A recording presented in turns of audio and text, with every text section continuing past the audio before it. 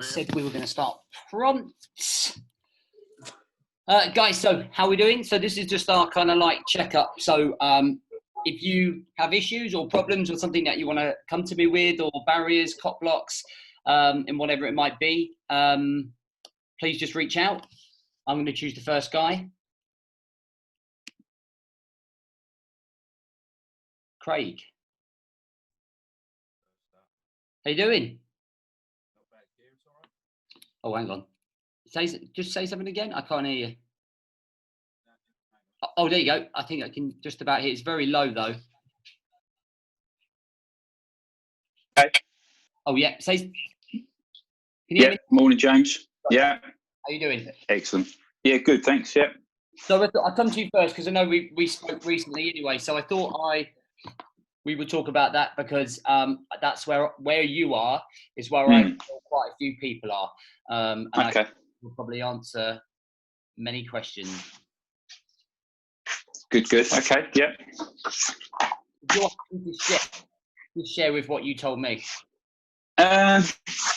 Yeah, I've hit a bit of a doldrums. I feel like I'm sort of midway through the process or a process. I've come a long way since January when we first started. I was a bit of a mess, drinking every day, piled on a load of weight. This was January, right? Or leading up to this was leading up to sort of Christmas time. Christmas was pretty miserable. And yeah, I piled on a huge amount of weight for me. I'd gone up to sort of 93 kilos, and it was going on about a kilo a month at that time. Okay. I'd already taken action sort of for my mental health by seeing a psychiatrist, seeing a counsellor who put me on some tablets to get me on the right road. Diagnosed me with dysthymia, which is basically constant low mood. So it's one half of bipolar, but the bad half, not the good half. So I know like that. Yeah, so it's got me on a fairly level playing field. But the problem I got with the tablets is they are so draining.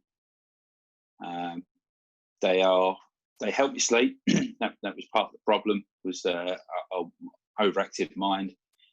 I would go to bed about 11 o'clock at night, and by 2-3 in the morning, awake with a head racing, and I just couldn't sleep. So the psychiatrist said, right, we'll get you on these because these will level your mood, but you'll also sleep soundly. But the problem is that I just can't wake up. I'm not sort of firing on all cylinders till about 11 o'clock-ish at least.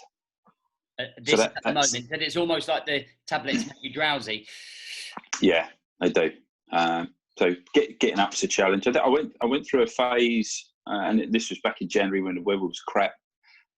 Dark mornings that I was sort of dragging myself up 5 o'clock in the morning, out, doing a bit. But just recently, that's sort of tailed off. I feel even more tired than I was previously. Okay. So mornings are just such a challenge. So I always do my exercise at the end of the day, which was working. Lockdown for me was brilliant. It gave me a lovely structure. A lot of people struggle with lockdown. I thought it was great because I could 4 o'clock jump up in my gym kit, straight out the door, go for a run, bit of a cycle, whatever, and going back to work as I feared, has brought a few challenges in. Getting caught in the office, getting caught travelling places, and I think I'd hit a lot of my goals that I'd already set. Yeah. The first 2 lots of 90 days, I'd hit those goals to. My weight is now down to 77 kilos from 93. It's what, 77? 77, yeah. Hey, that's awesome. So yeah, but I think that's sort of, I've got to a point of going, now what? It's quite common. Sorry, mate. So what was that? That's quite common. Yeah, and I thought, right, I'm going to continue on with the fitness. Continue on with, did a 10k run for the Rita run. Managed to knacker my knees, and the knees are giving me grief now. So I'm sort of thinking, right, I've got 77. My fitness is a bit of a challenge through time, and the fact my knees are playing me up. I And I've just got a bit of a doldrums point, I think, because I know the next thing I need to do is get off the tablets, and there is a fear and a concern of going solo without being chemically assisted. Okay. All right. So this is how I kind of, I guess, see it from my angle, is that you in 6 months had kind of huge success. And I would say that, you know, if you could go back, guys, can everyone just make sure their computers are on mute for me, if that's all right? It's not, just save the background noise. So I think for me, in the last 6 months, you had a large amount of success in terms of where you were. If you visualize now, sit down and imagine what the Craig of December 2019 was like. Like, think about all of the pain and the suffering and the misplaced priority and the emotional stress and downfall that you had. And then you look at yourself today in terms of you know, I've sat and watched your progress coming right through and being super successful. You've gone from like down here to up here, right? And you've kind of got to this point here now. So my question to you is, number one, what weight do you want to be? Or are you happy at 77? Yeah, okay. Are you happy? I'm happy. Yeah, well, you know, body mass, everything's where it should be for me. Okay. My body fat's about 16%, so that's fine. It's all good and healthy where it should be. So the next 6 months isn't necessarily about losing more weight or doing anything like that. It's simply about, have you got the discipline, and have you got the structure? Have you got the capability to be able to maintain that weight? So the battle is now not losing it. The battle is now becoming sustained in your routine. So much so that when you get to Christmas, can you still be 77? Can you still be able to stay on top of everything? You know, I think one of the things, and this is for everyone, everybody has to either be losing or gaining. Maintenance, whether weight, routine, work-life balance, relationships, communication, is sometimes about the balance. Okay, so when people come into the mastermind or the 28 days or the 5 days, it's all about growth. Then you get to a pivotal point in your life, then we have to learn to maintain it, because this is where, if you like, that alter ego of the elite operator comes in, right? It's kind of like, you know, remembering the mission. And when the mission is to live a fulfilling, healthy lifestyle, right? Somewhere along those lines, give or take some personal preferences. So the mission is to stay that. So the mission is really not to go back to the way that you were December 2019. It's to stay, like, there's nothing wrong with staying the same. And that is still growth, because actually you're still progressing, because you're showing the discipline, the routine, the resilience to stay the same throughout that. So in your head, you kind of sometimes feel like, well, I've lost like 20 kilograms, which is substantial. Okay.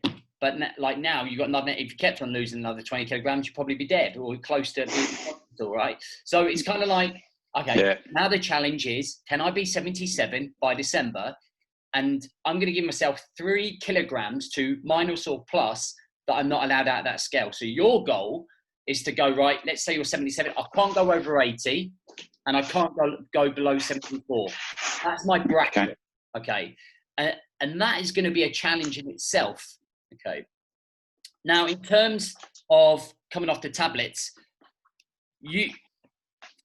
for me, I would always recommend some people never to really go on the tablets, because what ends up happening is all we become used to is addicted, or we rely on a tablet.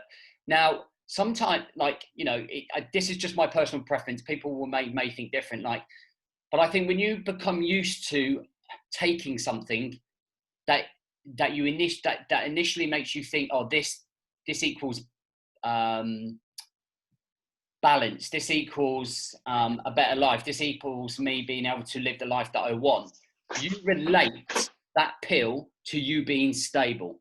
You build up that DNA connection. So in terms of it becomes more of a headspace thing, a mindset thing with that tablet. Now, it's like smoking. Sometimes when people smoke, they just unconsciously smoke. They don't necessarily notice. Like if I said to you, right, light up a fag, stick a fag in your mouth. How does that feel? Does that feel nice down your throat and in your lungs?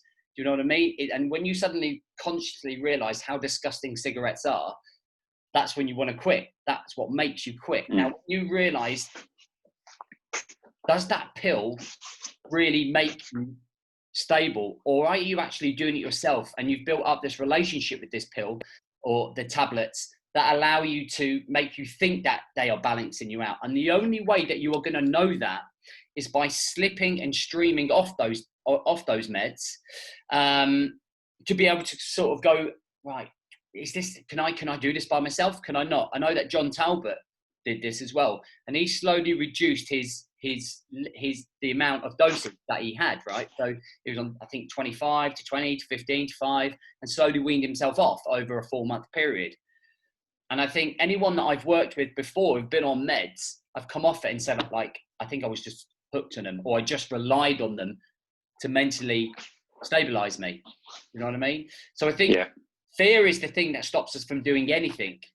You know, it stops us from doing it. Like, worst case scenario, you think in your head, the worst case scenario, I'm going to go straight back to that Craig of December 19. Well, in fact, you're not, because you've got much more structure. You're part of a highly motivated community.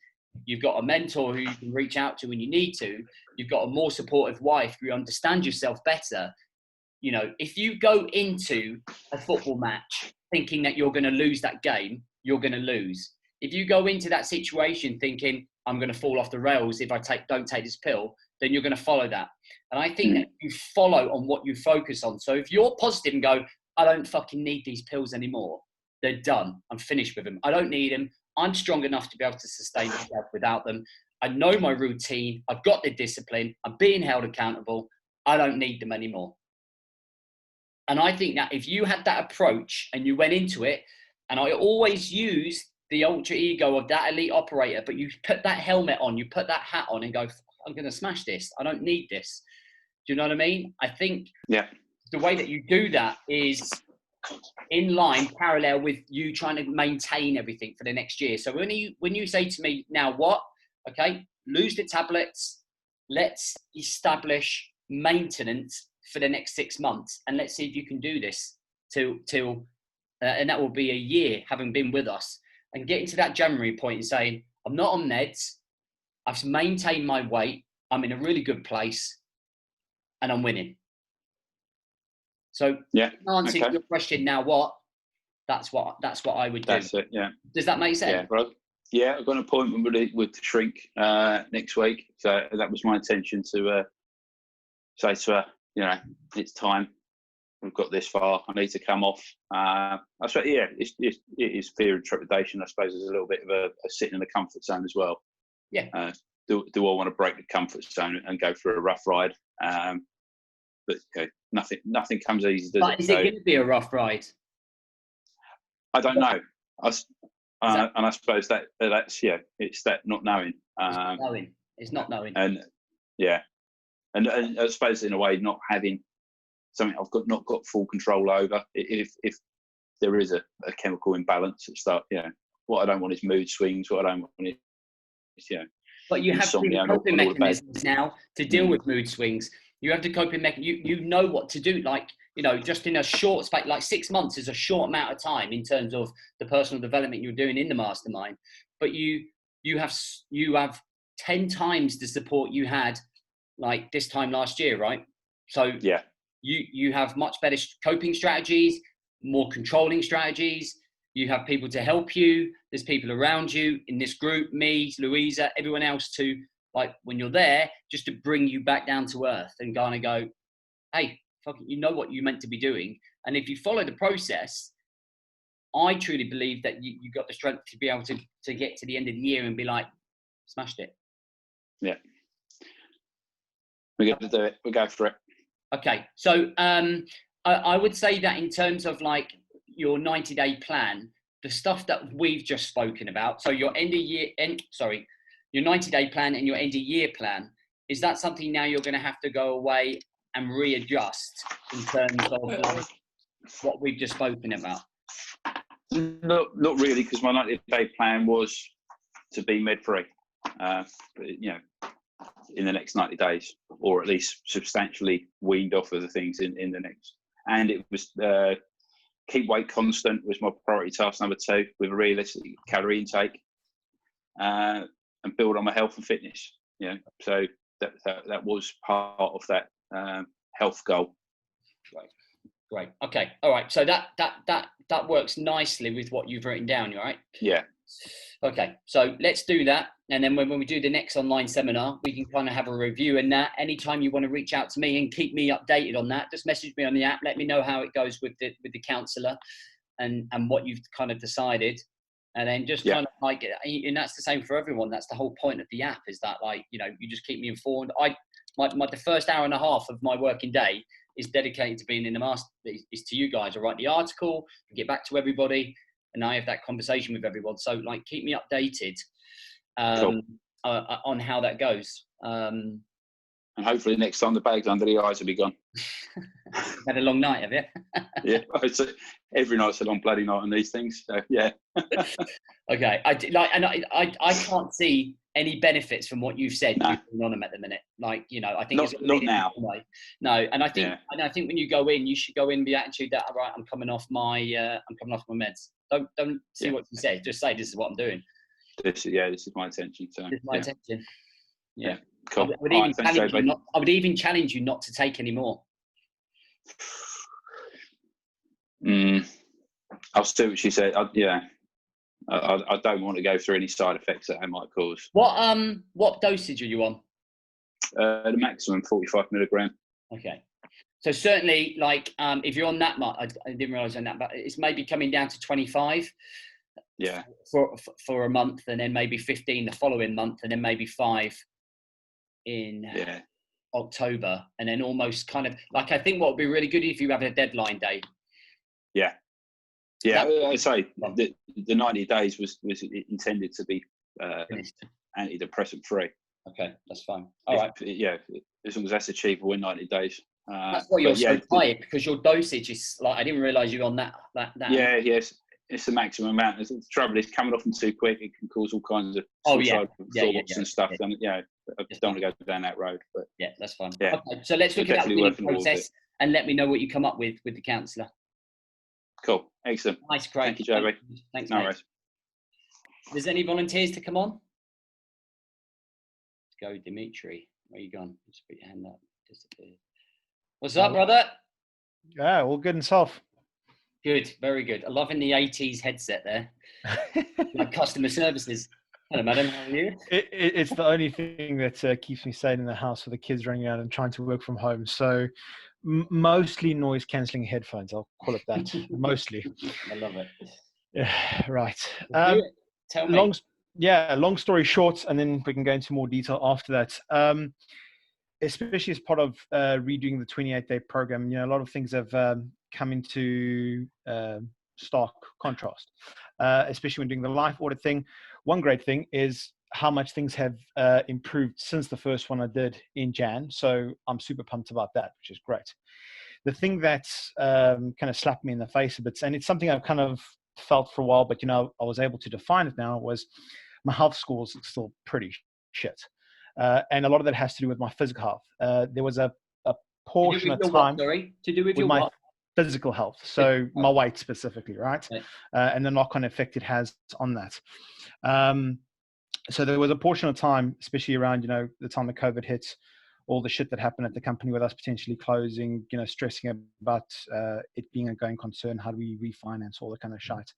That my mental health went to crap, but very awesomely through Google Startups, because we've got an affiliation with them. We got some free counseling for the whole company. So that sorted that out. So that's on track. So mentally, focus-wise, attitude-wise, back on track. I'm not stressed about that anymore. The thing I'm really struggling with is getting my calories back into the required range. So as per my current body weight, and age and all that, as per the TDE calculator, I should be consuming about 2,900 a day to maintain. So, if you take away the 15%, etc., you hit about 2.5. I'm still hitting about the 3,000 every day. And I've been really trying to, break it down, what's the drive behind that, as you know, even professionally, I'm very much a data geek. I love analyzing the shit out of things. So I've been tracking things for the last few weeks as well to understand, what's the composition of those calories, et cetera, everything from the macros to what time of day do I eat it, how much, all that. What I'm finding is, so just for the context of things,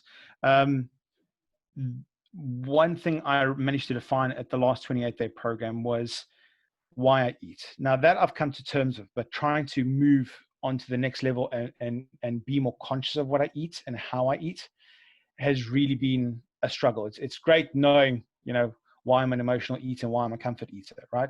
That's something I know now.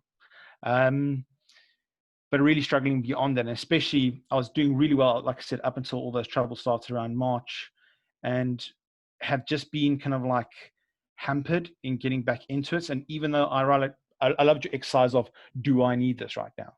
Really try to push that hard. But even that gets overwritten somehow to some degree. That it kind of like happens, the realization happens post the event. So yeah, that's where I'm at right now. In terms of output of energy and exercise and stuff like that, that's really good as well. I mean, I'm doing easily 8 to 10K walk every day. I'm trying to force myself to do a half marathon walk, even trying to jog, but old sports injuries being what they are, I try to limit that, not to aggravate them.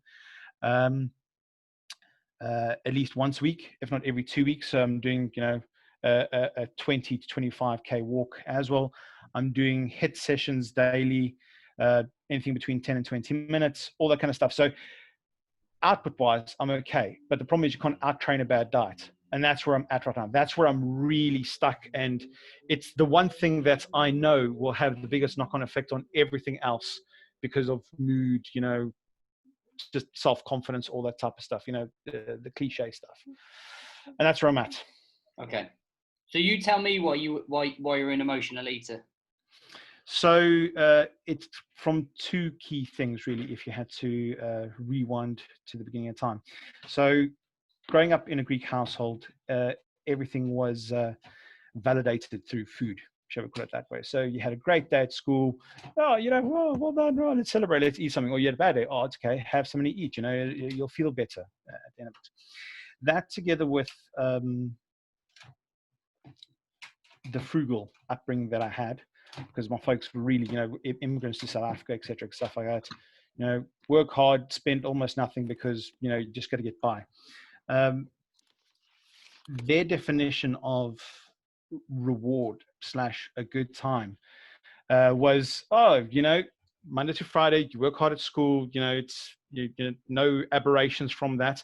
On the weekend, we'll stay home because we can't afford to do anything else. And if we choose to spoil ourselves, maybe we'll do that little bit of extra something, maybe get a takeaway or something like that. So that kind of like got programmed into my head that when it comes to rewarding yourself for any crazy hard effort, it's through that excessive eating. That thing got exaggerated and quite exponentially by the time I got to university, because suddenly you kind of go, hey, whoa, suddenly got all this freedom and I can have all these new weird things that I can experience. So you've got to catch up and try everything. Then double down on that again when you start working and suddenly you have all this crazy disposable income and you have all these options in front of you. You go, wow, I got a lot of catching up to do. I got a living to do. And that together with, like I said, that earlier psychology of, I had a shit day, eat something, you'll feel better. That was happening subconsciously. I was in a really shit job in the beginning. And that's where the journey first started. And I've been battling with that over time. It got really bad in my previous job. And I've said it a few times on the group. That's when I decided that things had to change dramatically and, started looking for answers and how I ended up on the mastermind and changed jobs and all that. So that brings us to present day. How old are you? I am 36 now. So in theory, we're trying to undo 36 years worth of habits. This is not just something that like you just picked up recently in your head. Food is almost like that reward, right? But it's also the coping mechanism to hide from the stress and frustration and everything. Like some people drink, some people smoke, some people take drugs, some people have affairs. So like yours is foods. So it's it's no coincidence, I guess, that in the last 3 months, when you've probably gone through some of the biggest, I know what's going on in terms of like the emotional stress of what's going on with work, that you're kind of falling back onto the food to help you get through it all, right? Very So much how do so. you think you could stop it? So I've been trying different things. I'm a serial trier, but I always learn through feedback and always take away the win and add that on. So have definitely been making gains. So the two things that I'm doing right now to make it better is something I've been meaning to try for a while, and it's actually paying off some dividends right now in the short term that I've been doing it, is intermittent fasting. So one, by skipping breakfast, first and foremost, my calorie intake for the day is lower, so that's helping. But also, especially with fatty liver and all that kind of stuff, it's something that's actually been proven to be good for you, right? So that's number one. Number two is I'm trying to, as part of that lovely Google sheet that I have where I track all my calories and my macros, I've expanded it a little bit and started tracking my moods as well and those type of things, just to see what is specifically about that day that exacerbate the situation and made me want to, how should I say, eat more, eat more, distract myself more with food. Just to be able to identify what are those triggers and try and catch myself in advance and have some sort of like mechanism where I kind of say, okay, do you really need this? As you were saying, Okay. So like a that's food diary. yeah. So I religiously capture stuff on my phone with regards to what I'm consuming and stuff like that. So I'm very aware of what I eat almost post the event, and that's the silliness of it, right? Yeah. It's like I ate this, and I keep myself honest and accountable by saying, look, you ate this. It's got to go in the diary. It's there. You know what you're eating. So it's not like I think I'm there or thereabouts. I'm not under some sort of like disillusion that, I'm eating like 2,500 calories. No, in fact, there's a hard number there that shows you're actually eating 3,000 to 3,500 in that day. So there is that conscious trigger that's kind of like dragging me back. And often, also the other thing I'm trying to do now is come like post lunch. It's like, okay, this is where I'm at in the day. You got to manage this shit. You got to be a lot more conscious about what you're eating over the next, like, let's say 3 to 6 hours in the remainder of the day. You can't just be kind of like off your guard. So that's good. But then at the same time, as you can appreciate, there's only so much headspace you have between work and the kids and screaming and stuff like that. And you get distracted, you get caught off guard. You can go, oh shit, crap. Okay. So, yeah. Okay. So how long have you been intermittent fasting? Been doing it for about 2 weeks now. 2 weeks. Okay. And are you still going over your daily calorie target with that? I'm below the maintenance, but nowhere near. Weekly. So in a week, like how much are you going over what you should be? Compared to the 15%, I'm going about 200 to 300 calories over. So I'm hitting about 2.7, 2.8. So you're in a surplus. Yeah. Okay. All right. And how long have you been doing the food diary? Properly, since started the mastermind, so probably December. Okay. Why do you need to sort this Why do you need to sort these calories out? Tell me what's going to happen in a year if you keep surplusing. Keep on putting on dramatic amounts of weight. I mean, I'm already. What's that going to do to your body? Absolutely destroy everything, which is already happening because I've already got liver problems, for example. Okay. Everything from the acute risk of heart attack and all that, cardiovascular disease, all that kind of stuff. And let's be a bit more topical in terms of more recent events. The fact that they've proven that with COVID, you're in the high risk category if you're obese. So that kind of made me really stress out a little bit more. So those are the things that I'm just going to interrupt you there. So there's a distinct difference between like I should sort my calories out and I must sort my calories out. And I was having this conversation with a guy during the week between the should and the must. Now, the must, this is a must. So if we talk about health scares, if we talk about the family that are around you and your life and everything you're doing, the consequences of not doing this are huge. Do you know what I mean? And you have to kind of look at this, and I like wonder whether this is a priority for you. Like, it's a priority for you, but I don't feel you're treating it as such. That's fair. And I think that when you do that, it's just a second thought. And it's a second thought once you've eaten the food and actually look at yourself in the mirror or contemplate while you're sitting there going, why the fuck did I just eat that? Like, and you beat yourself up. Now, the consequences are the most severe that you could have in terms of not taking action on this. So for me, in terms of the next 90 days and the next year, to the end of the year, it's kind of like absolutely making this the number one priority.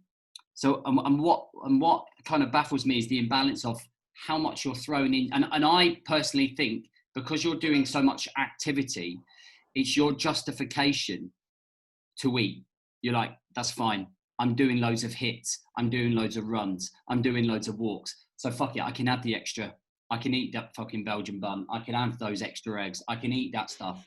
And I think that becomes a cycle, a pattern. And you are stuck in a pattern of overeating, if you like, a cycle, which you have to break.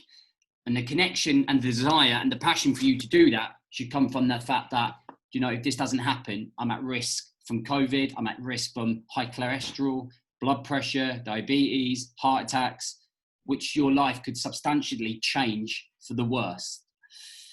And sometimes I just think you need to hear that out loud, because sometimes in here we hide. Okay, we definitely hide what's going on, and we don't really, are not truly honest with ourselves about the depth of the situation that you're in. It's not just a case of, right, fucking hell, Dimitri, you've got to start tracking your calories. You know, it's not as simple as that. You have to form an emotional connection to this, because if you don't, the consequences are really poor. So I think what you have to kind of do is kind of look at a couple of things. And you've already done it through intermittent fasting. So what we do on Saturdays is what we do. We plan our time and our energy, don't we? So we plan what we're doing and where we're going to do. You have to have a similar format or model, but for your eating. So you're going to write down when you're going to eat. So the times that you're allowed to eat.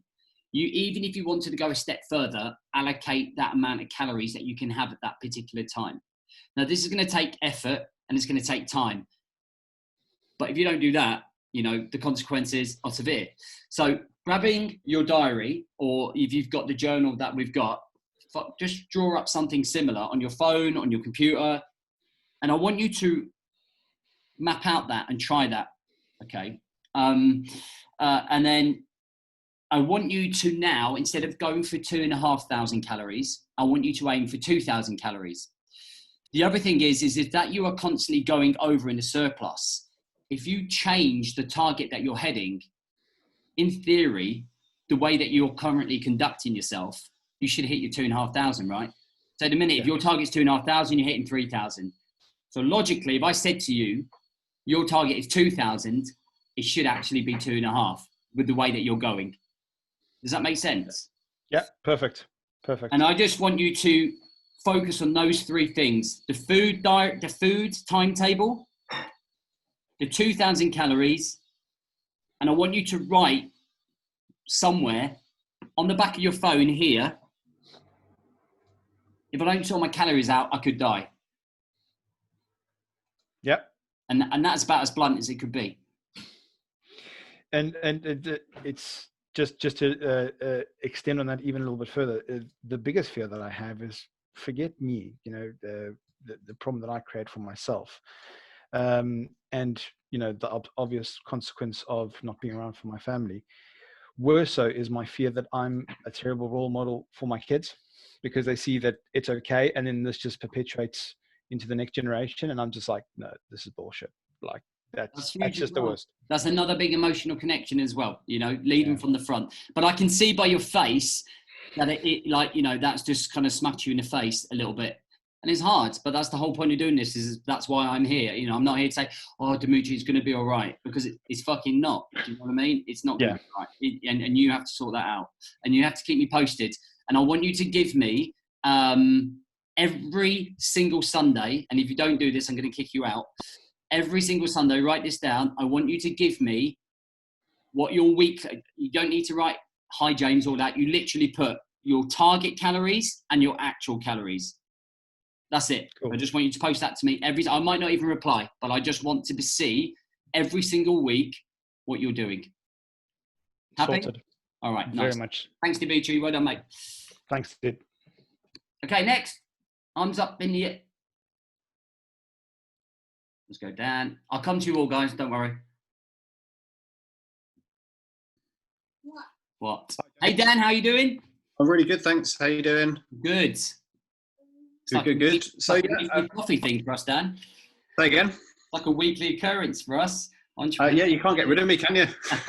I'm just here Saturday. It's good. It's good.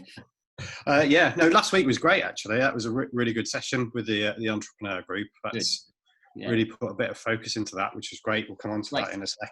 Yeah. Cool. So yeah, no, things are good. Things are pretty good. I'll just fly through the 90 days if that's all right. Yeah, please do. So from a health point of view, last time we talked about the 90 days, you put me up to a 20K challenge because I was doing some kind of bullshit 8K. And I think I told you that I went out and did a 10K that day. Yeah. So it's amazing what can happen when you just get pushed. So that was a bit of an eye opener. Yeah. Unfortunately, I managed to twang my calf a little bit a couple of weeks ago. So I had a couple of weeks off running, but I did back to 2 10Ks this week. So by the end of this week, the end of next week, I need to be up to doing 13s. So the idea being if I just add a kilometre a week, then I'll get to my 20K. This is by the end of September, right? Yeah, that's right. Yeah. So 20K by the end of September. Okay, cool. That was right. Yeah. Well, I reckon that if you got your trainers on next Saturday, you could do 20K next Saturday. Interesting. I do. Like if you're running 10K now, you could easily do 20K. Well, let's have a go at that then. Next Saturday. Yeah. So the fact that you're already planning 2 20Ks, 2 10Ks in already in 1 week, I would up your 90-day challenge to 30K. And it's just a case of confidence. And it doesn't matter if you didn't do your 30K. But I think if you're saying to me, I'm going up a K a week, are you happy with that growth? I think... I've never really done this before, so it was a bit of a suck it and see situation. I've never trained running wise. I hated running till I started this, so I don't actually know what I'm doing. So I'm still finding my feet a little bit, as it were. So, how did you feel after the 10K? Yesterday, it was pretty tough. Yesterday, weather was pretty muggy. It was a tough one, but there was no way I wasn't coming back without a 10K in my pocket. Do you know what I mean? So. So I think realistically, I like to think that, and I think this is where this is for everybody, the importance of the 90 days comes in, because being able to adjust your plan based on early progress is really important. Because I feel that you've shown early signs of being able to achieve more than 20K. Okay. Yeah. So if we say, let's go 30K, remember what I talked about in terms, that's just going to up your, so instead of going, I'm going to do 10K this week, 11K next week, 12K next week, we can go then 10K, 12K. So I'll be like, but it just, and so what if you don't do 30? You probably might do 22 or 24 or 25, which pushes you in that zone. One of the interesting things I've found, this is my first 90-day challenge, 90-day plan that I've done. And what I've found is that kind of reflection and adjustment 3 or 4 weeks in is something that's been really important to do. So I've actually changed. The next one was to lose 1.5 stones. And actually, after doing 3 weeks of it, I realised that I don't give a shit about the number on the scale. Good. What I care about is the way my body looks. So I've changed that to losing 4 inches off my tummy. Good. So is that from July through to September, yeah? Yeah, I've just tweaked that to, I don't actually care about how heavy I am, because I want to tone up as well and get back into doing weights, which will probably just throw it a bit all over anyway. So body shape's far more important. So that readjustment, I've never reflected on anything. I've just ploughed through doing what I'm doing kind of thing. Some of it works, some of it doesn't. So I heard quite an interesting story on a podcast about two climbers.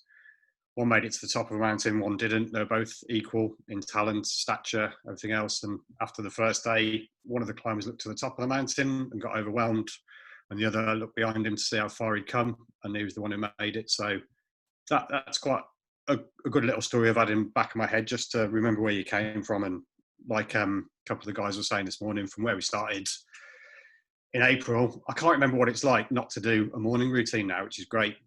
Yeah, even though with a little that's man. the thing we don't do enough, and that's the same everyone across here, including myself. You forget. So I was up in London yesterday, and I met a woman who's helping me structure the second book, and she was saying, you've got to go back to the James of 2013. You've got to sit in there, knock on his door, and what's the first thing that he needed? And she was asking me to describe all of my emotions and feelings of being back then.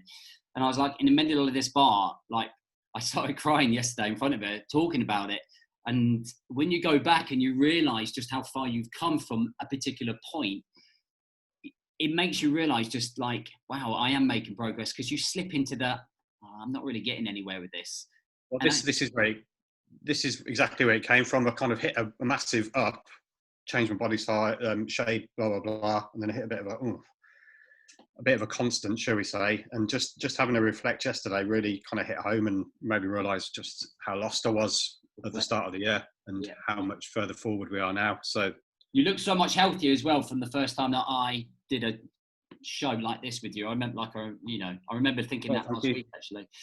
So thank you. It's I think the keeping the gratitude diary, even though it's not on any of my lists, it just really, really helps. That does. I didn't really believe in it to start with. Thought it was just a bit of whatever, but it's some pretty powerful stuff, and it sneaks up on you. It happens without you even knowing it. Yeah, it's because that changes your neurological part, the way you think. Well, like Craig was saying earlier, after going through some personal traumas last year, I ended up on meds because it was the only thing I could grab for at the time, and I know I'm kind of 6 months behind where he is, but that's one of my big ones, is to come off the meds, and sounds like the time's right for him, so he should go and smash it. But it's there, so that's also. Why would you say the time's not right for you? I'm just interested. I just know what's coming in the next few weeks. We're just about to have another baby. I know I'm going to be sleep deprived. I know, the next few months are going to be a bit of a rough ride. So what has happened with them, which is quite interesting, which talking to Craig this morning made me think about, is the fact that it's not the first thing I do every day. It's the thing that I sometimes forget, which kind of showed me that I've changed my relationship with them without knowing it by doing this process. So do you not think that is an indicator that maybe you're not relying on it anymore, and that's quite a good opportunity, and that if you can get through the next 2 to 3 months, what dosage are you on? 20 mils of Citraplans. Okay. So it's just an adjuster, not the highest, not the lowest. So, just a thought to throw out there, is there anything to stop you maybe going down to 15 or 10 if they do that, and just kind of thinking, well, you know what, like, I'm not really thinking about them first thing in the morning anymore. Sure, I've got some tough times going, but like, if I reduced it, and if I could get through that period, like knowing everything that could bring you out the other side almost with your relationships, in terms of drifting off them, so to speak. Yeah, no, I mean, that was kind of how they outlined it to go when we first went on them, because I was quite conscious about finding out, if we're getting into this, how do we come out the other side? Yeah. And then the first doctor I spoke to was not a good fit for me. The second one explained it perfectly to me. And she kind of said, when you think you're ready, then, it's a few months of coming down the dosage, a month at a time kind of thing. And then you're out. So don't just stop taking them, whatever you do, because I think Craig alluded to the fact that can send you all over the place. So that is something that's on my list. And looking to move that. So the baby monitor's just gone off a little bit. So I have to fly through the last few before the little man kicks off. Go for it. Business-wise, I think we covered a lot of that last week in the Entrepreneur, and we're still on target with all that. And put a little landing page website together this week. Sent out some 60 direct-to-vendor letters, which was a week's work, going around finding the houses, going through the land registry, business cards, handwritten letters. They're out first lot. I've got another 2 weeks of doing that. relationship wise, we're getting through those hypnobirthing videos, and the nursery's finished, and we're expecting baby number 2 imminent. What date? Well, we're due September the 1st, but we had a growth scan yesterday saying the baby's already £7.2 and breached with 4 weeks to go. So it might be a bit earlier than that. My Okay. wife's in a lot of pain at the moment, so I'm hoping it comes a bit earlier for her. Okay. So yeah, that's just an added little Bonus. little bit of fun, should we say? But I can't wait. Absolutely buzzing for number 2. And which is, we talked about why we started all this in the first place, really, was to be that guy and get my shit together. Yeah, and the personal development, I think in my life, I'd probably read 6 books before I started this process. And since May, I've read 4 books in the evening, and I've probably got through another 5 audiobooks running. So nice. it's really popped my thirst for learning, and changing careers definitely kind of boosted that. So Great. it's put me on an upward trajectory with that. Remember, so, yeah, I've just well, I put that like on the post the other day, like all of that's good listening to and reading, just to ensure you get the learning points from them as well. It's really good. It's only because I spoke to a guy and he told me that he read 4 books, like common books that we read. And I asked him what he learned from them, and he couldn't tell me anything. Yeah, I think probably picked up like 8 or 10 things that have stuck with me over the 4 books. I mean, they're not fiction. They're things like just looking up on there. So Ruby Wax, How to Be Human. That was a good book. Kevin Hart, I just finished Can't Make This Up. That was a good book. Quite funny. So I'm not really interested in fiction, like those life story stuff. Yeah. So been crashing through those. So yeah, that's where we are with that. The online learning I've done. I got in touch with Dr. Tom. Yes. Had a couple of calls with him, which was great. Decided they're not going to go ahead with that just yet. We're going to park that till the new year, but great to have that in the future. He's brilliant, isn't he? Yeah, what a lovely, amazing guy. And great guy. Come off the phone talking to him with a big smile on my face. I did guy. When he talks. The way he talks is just like hypnotizes you, doesn't it? It just talking to a Jedi. Oh yeah, he did. That's exactly what I.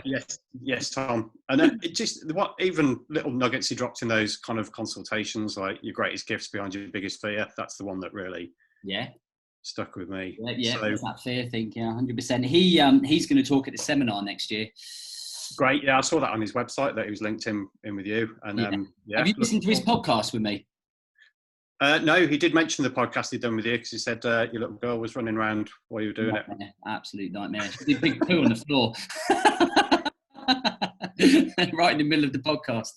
But I think what I've learned so far in these first kind of 4 weeks is it's important to reflect, it's important to tweak, and it's not like, I don't want to go out thinking I can just chop and change what I'm doing, but to adjust. And it's like a big block of rock, isn't it? When you're making a sculpture, you just chip away at the bits and pieces. And you're very early in the stages, remember? You've seen April and already made massive growth, massive leaps forward. You've made huge decisions. You've got more focus. You've got more direction.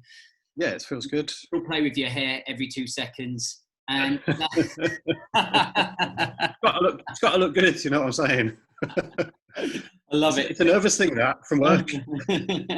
Mine's looking like Dan Laurel. Mine's like, I always go like this, and then someone messaged me once going, "Do you take coke, Jay?" And I was it's like, no, it's the nervous twitch. Love it. Dan, good progress, mate. Good to see you. And I think it's key being light on your feet. If you think a boxer nice and light on his feet, he can move anywhere. And I think as you know, with the little one running around your feet, and I'm sure some of the other guys, that I'd love to do that morning routine from start to finish every morning, but I think I managed to complete about 1 in 10 before he gets up. And you just have to fit the rest in around when he goes to nursery or whatever. And I was beating myself up about that for a while, but what are you going to do? Real life. What are you going to do? Are you going to stress about it or just deal with it? So exactly. Good, Dan. Thanks, mate. Nice one. Appreciate it. See you next week. 100%. Yeah. Fucking hell, yeah. Nice one. See ya. Right, who's next? Anyone want to come on? Let me just check the second page. Yeah, Ivan's there. Ivan, and then I come to you, Simon. Sorry, I'm just trying to go through the pages. Morning, guys. Hi, Avan. How's it going? Yeah, Are good, thanks. you back? James, good. I just saw your top there and I thought I'd get Captain America out. We've Love done it. a superhero running day, I think. So, yeah, I was just listening to everyone. I was just reflecting there because I thought I've never taken the time and listening to Craig. I think when we met, JB, I'm 52, got definitely dodgy knees, one left dodgy knee, bunions, flat feet. And I think, yeah, I was at about 18.5 stone and I'd lost like everything really in life at that point. So I sort of, now I think, yeah, down 32k, down, 32k down now. So I'm the lightest I've been since I was in the army. So you look in good shape. Yeah, I'm getting there. Thanks to you, JB. Dan, I was running. I remember one of these calls. So just be careful what you do, because JB said to me, "Why are you planning a marathon at the end of the year? You just said you did 15 miles, and like it was nothing. You said you've got to do a 50. I think I've done 4 marathons in the last 4 or 5 weeks. I'm still planning on doing one every other weekend now. Mate, it's well, plus marathon plus, because I've got to. Although I did try and do a 40-mile last weekend, and it just killed me. My legs were dead after 20. You go from a marathon to 40 miles? No, I did 36 miles the other day, but I was thinking last Saturday I was going to do 40. Just thought I'd go out and do 40, get up at 3 and go and do 40. But my legs were just dead. I couldn't do it. My pace was off. I thought I'm going to go, and I thought, no, I'm just going to kill myself doing this. My legs just haven't got the energy. So I just thought, but even that, I'll just stop at 22. I'm in that mentality now. Mel just says, "You're all mad. You just talk like a marathon is nothing." I'm like, so be careful, Dan. You can definitely do the 20, mate, because I was surprised myself. You don't have to do it quick. It's just doing it. It's doing it. And there's something I always say to my children, and I'm trying to adopt myself now, and that's whenever you do it, it'll be now. So you may as well do it now. Yeah. So yeah, so I've still got bunions. In fact, I've just killed my trainers because the bunions can pop out the sides. Still got flat feet. Still got a dodgy knee with no cartilage and arthritis in it, but I'll strap it up and I'll go. So you got your earphones in? Yeah. How's it going with the wife? Yeah, it's better. I mean, I've got to the point now where I took a job, but developed I've got sort of another business I'm doing. So I don't like working with companies, and I'm starting to feel that frustration with them now, just because of the way they operate, big corporates. And I do work for a big corporation on quite a large project, but I just find their mentality so frustrating and slow. They all just like doing the things they're comfortable with. But yeah, the relationship, it's all right. I still think we've got some decisions to make, but it's a lot better than it was. Good.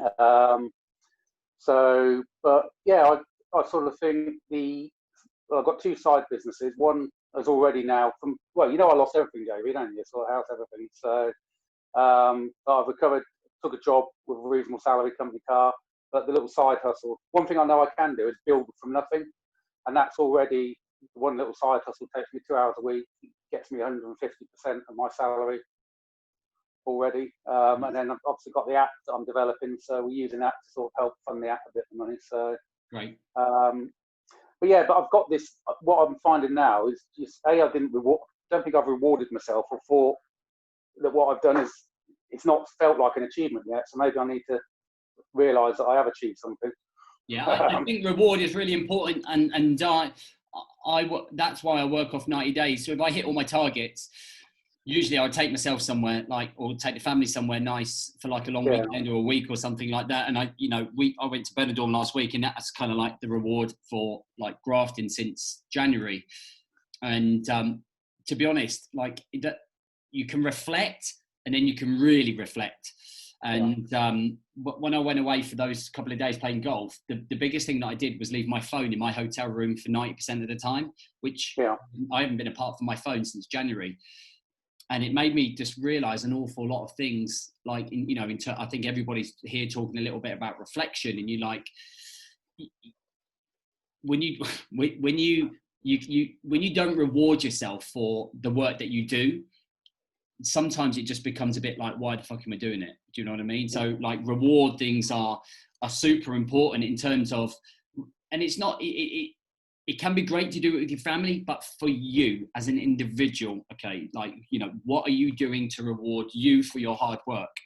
Otherwise, we associate all of this hard work that we do in the group, and we kind of think, oh, why, you know, what's the point in doing it? Like, do you know, I mean, don't go out and buy yourself a Porsche, but like, go in, take yourself out for a day's spa, or, you know, go for away for a weekend with the lads, or, you know, whatever it is. But, you know, it depends on you. And I think that's really important, you know. And you've been with me for a while now as well. And, you know, I've seen how far you've come in terms of, I think you probably realise what you're capable of. It's almost like taking off the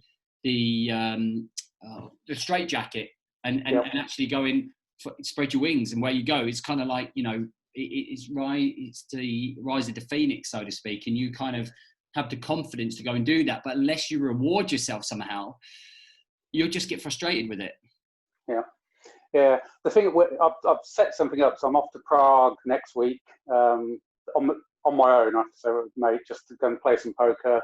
So 4 or 5 days. I've booked the weekend in Bruges for Mel and I, a long weekend at the end of August, and then we'll take Sounds the kids. like carnage to me, Ivan.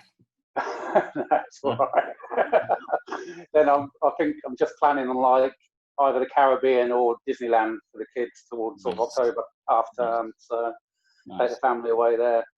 So yeah, because the thing I've got though, I think, JB, is just I'm sensing this unease again, and like what I think you just talked about it. What next? And normally I'd feel that unease with something a bit destructive. But actually, the thing I'm really wanting to fill it with is doing nothing.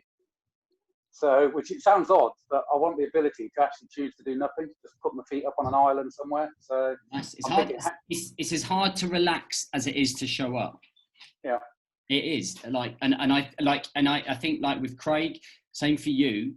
It's like, you know, you've made huge changes very quickly, but actually sometimes it's just the maintenance side of things. And I think for you, you have to be careful you don't burn out, because you're on such a coming straight up here that you have to kind of like it's good to plateau a little bit and just maintain. There's nothing wrong with that. That is progress to me, because that's showing that you can stabilize before you burn.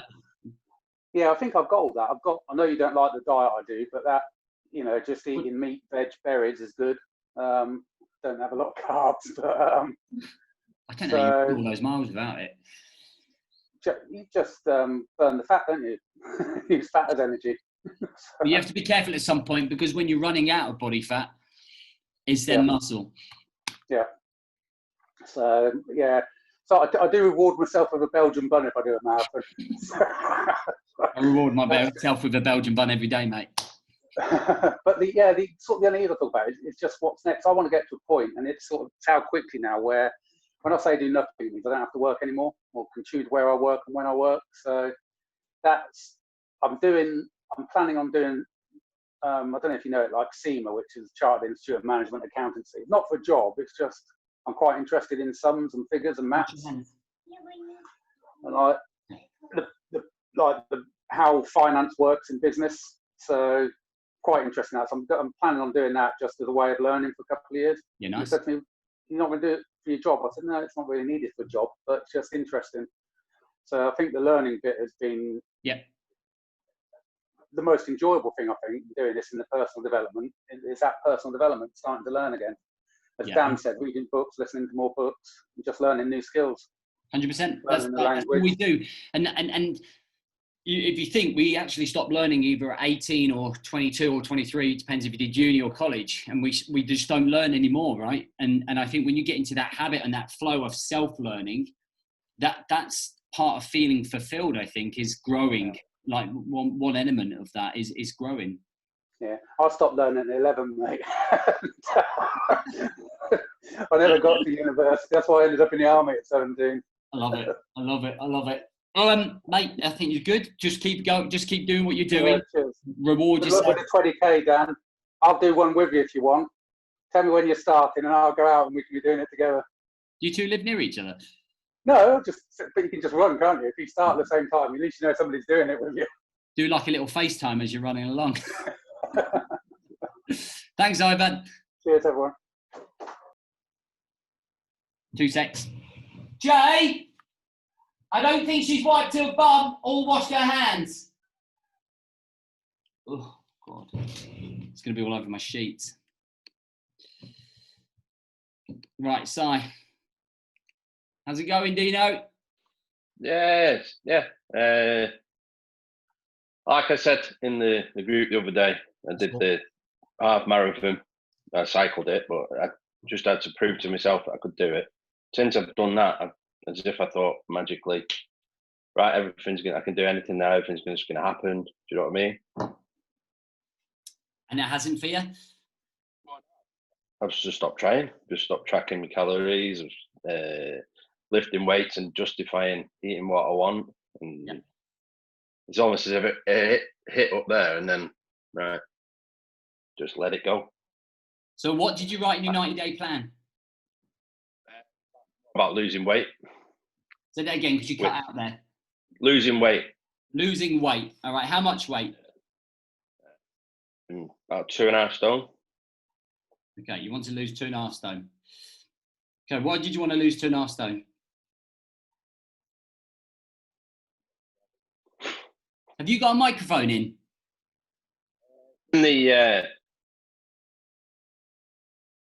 He's gone. You there, mate? I can't hear you. No. Dino, you keep breaking up, mate. AirPods. Are you able to undo him just talking to the phone? Yeah, let me try.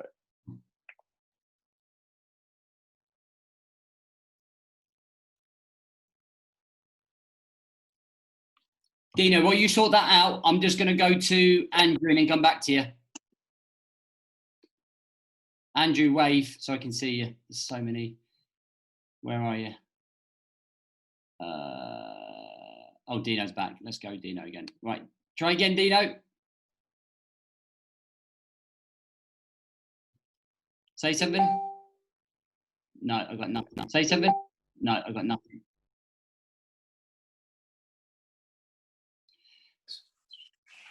Dino, you see if you can sort that out for me, and then I'll come back to you. Okay.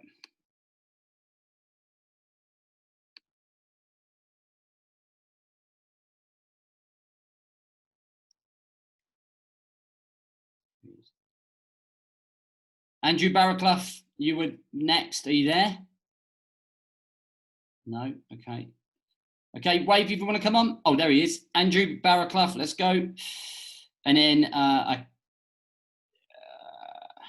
Andrew, let's go. Get it on. Let's go. Let's move. Right.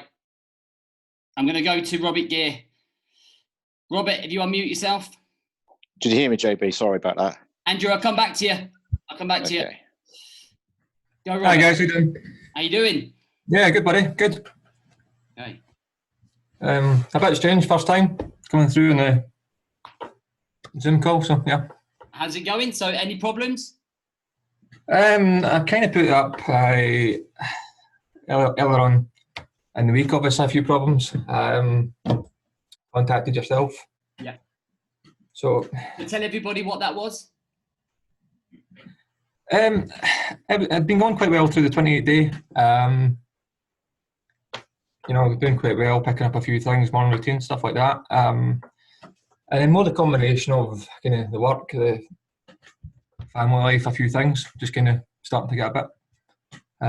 We're looking to move house. A few issues with the Mrs. Mother, things like that. Work was getting quite difficult, more just the COVID process, expectations, things building up. So it's more that way, things were just building up. And I've always found it quite difficult. If work can be difficult, that's fine, but when it gets difficult with more things, that's when it just starts to get on top. Yep. So tell the guys what we decided to do and like the approach that we went for. Yeah, no, I mean, you came back, it was good. You came back about, thinking about the pyramid. Probably easier to, you start doing a bit of notes, start thinking about pyramids and where the focus is. That certainly helped. So the thing with Maybe Robert, think of guys, it. here, Robert suddenly went from, on the 28th day, he was at the top of the priority pyramid, where when you're at the top of the pyramid, everything else benefits from you, right? And I think you kind of slowly snip back down to holding the pyramid. Everyone should kind of remember that from the 5-day or just the basics, like fucking holding all this responsibility and everything completely got overwhelmed, right? So I think what I said to Robert was that he had to revisit him becoming the priority again to be able to handle the situations that are around you. So instead of like being drowned by the tidal wave that came in, you surf it and you get to the top of it and you're breathing, right? And has that helped? Yeah, I just found it really difficult trying to kind of get back up there. The last week's been very good, more just trying to change the attitude. Yep. The attitude's probably the biggest thing. There is still a lot going on, a lot of thinking, what about this, what about that? In some ways, changing like the diet, changing maybe the fitness side, that's been maybe the easiest thing, because I can say diet is quite black and white. Fitness, I've went back to doing quite a lot of kind of strength training stuff, so I've done that this week and it's been good. I'll keep doing that. The work side's been slightly different, and it's not as black and white, and that's where I struggle a wee bit more. Okay. I have had a conversation with a few of the guys and saying, look, no, I'm not getting involved in the kind of negative shit, and just trying to be quite, I'm not putting up with it type thing. So yeah, it's just, you have to remember you're still very early into the journey as well. So I think it's very much a learning process for you as well. So I think that whenever you like, and the other guys might be able to like relate to this who have been in a little longer, you're always going to have this like win, loss, win, loss, win, loss kind of flow, if you like. And I think, when you do the 28 days, you're buzzing, right? You've kind of got yourself to a good point. And those 28 days are very much the foundations for you to build on. The idea of the mastermind is very much to discover yourself, learn, grow, fail, grow, repeat, and just kind of going through that consistent cycle. And I think what you're doing now is going through your first, what I would call cock block of like trying to be happy and find fulfillment. Now it's reverting back to everything, the very basics. Okay. So like what we did on a 5-day, what we did on a 28-day, and being able to get over that wall to then continue and becoming a little bit more resilient. Now, if you try to change it all, as you well know, it becomes overwhelming. You overthink everything. Like, I've got stuff going on with work, family, this, that, and the other, and you're like, I've got to fucking change it all. Okay. I think that's been the problem. Yeah, it's trying to change everything at once. So what I would do personally is kind of look at all those things and go, okay, like I can't change it all, but what I can do is be in control of my routine, my health, my fitness, and look at those things and start snipping them off at 1%. That 1% rule is like golden, okay? Because when you have the 1% rule, you kind of go, I'm just going to move a little bit forwards on this. I'm going to deal with that. And it's taking action. And when you put things off, they just build and build and build and build and build. And that's where I think you got to the point where maybe decision-making wasn't going on, maybe procrastination was going on, maybe you lost sight of the path or the mission, and then suddenly... Yeah, no, I think you see that kind of end result, right? No, I think you just sometimes see that kind of, you listen to other things and you think, well, I should be there. And then you think, I should be there with work, I should have a six-pack, I should have...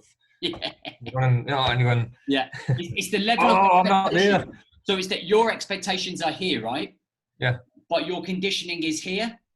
So there's this great big deficit. And it's like you walking onto a jiu-jitsu mat thinking you could beat up a black belt who's done 20 years. Yeah.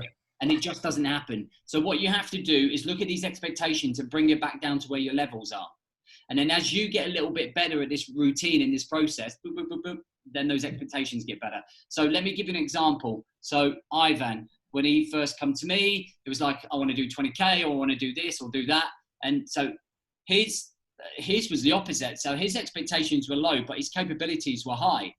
So then I suddenly put what I felt he could do, his expectations here, to then bring up his conditioning to those expectations, right? Yeah. And it's different for everybody. Everybody is different. So what I would do is go away from here, look at your pyramid, look at your expectations, get back to the core structure of what we're doing in the group, and focus on the very small things and chip away at it all the time, slowly and surely. Yeah. No, that's been good, because I think if I can do that, especially taking a step back, maybe with a few things, because in some ways I got quite enthusiastic, because it was, like I say, burnout. Food-wise, you know, fitness-wise, been great this week, and then I thought, fuck, how can I really do it with work? And I thought, well, wait, I've probably been good enough that I've had a chat with a few guys. Yeah. That's the one. Yeah. I don't need to. Yeah. It's good. So what I want is that when we all meet up next time, is for you to come in here and kind of go like, this is what I've taken, and this is where I've gone. You can obviously keep me updated as well on the app and stuff like that as well. Yeah. And you put it under personal accountability, keep yourself accountability. The more you keep yourself accountable, the more self-aware you are about what you're doing and your growth. Make sense? Will do, buddy. Nice. Thanks, Robert. Right, let's get back. Thanks, bud. Let's get back to Dino. You hear me now? Oh, much better, mate. Much better. Yeah, I think them AirPods had died, I think. Yeah, that's fine. No worries. So why do you want to lose 2.5 stone? Because, well, I want to lose the belly. That's it, the belly. Why do you want to? I'm sick of carrying the fat around. Why? Well, I had routine blood tests this week as well, and the results of them have come back now saying I've got high cholesterol. So I've got, the doctor wants to talk to me about lifestyle and stuff, and it's all getting a bit too real. Okay. And why is that? Why does that bother you? Well, obviously I want to be around for my kids. Okay. So we've gone from wanting to lose 2.5 stone to Yeah. finding the truth about why we want to show up. Mhm. Okay. Yeah. So like anything, like we talk about that, like Dimitri spoke about, you two very much of the same. What I want Yeah, to I was thinking that. after this call, Dimitri and Dino, I want you to link up together. And you two are going to work together and be an accountability buddies in terms of tracking your calories. And you're going to pick up each other. And if someone doesn't track their calories, you're going to go on the mastermind feed and you're going to say, Dino hasn't tracked his calories. Or you're going to say, Dimitri hasn't tracked his calories. And you're going to hold each other accountable, and you're going to expose the other if they don't show up, because for both the same reasons, your lives matter. And everything that I spoke to Dimitri about applies to you. Without me having to repeat all of that. You've got to find a reason, because if your doctor's telling you got high cholesterol, that's at high risk. You're at high risk. And I know that you don't want that, and I know that you don't want to be there, and it's really hard and upsetting to be in that point, and you're like, how the fuck did I even get here? But there's got to be a trigger. There's got to be rocket fuel for you to like realize that actually I've got to get my calories squared away. I've got to get this eating under control. I've got to get active again. Like Dimitri's moving. Are you moving as much as Dimitri? I do more weights, Okay. and I guess I hide behind the fact that I lift a lot, so I can eat a lot. Yeah. And so we need I follow more cardio. strongman as a sport, and they're all big. Yeah, So yeah. I need to be big to move the weight, but it's not healthy So being big with the belly. That's why I want to lose the belly, not the rest of it. So you need to do more cardio. Mhm. And you can start with something simple as aiming for your 10,000 steps a day. Yeah. Like, I think that's not helped working from home, sitting down all day working from home.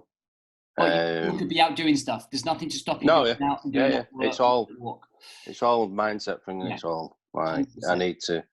I must, as you say, I must do this. So Yeah. what you two together, the minute we finish on this call, you're going to link up. I want you both to be doing 10,000 steps a day. Easy, okay? Definitely. Whether it's walking, I don't care what it is. Dino, you need to be looking at some of the home workouts. You need to be doing it doesn't matter, dude, how unfit you feel, or if you need more rest, or if you need to do less reps.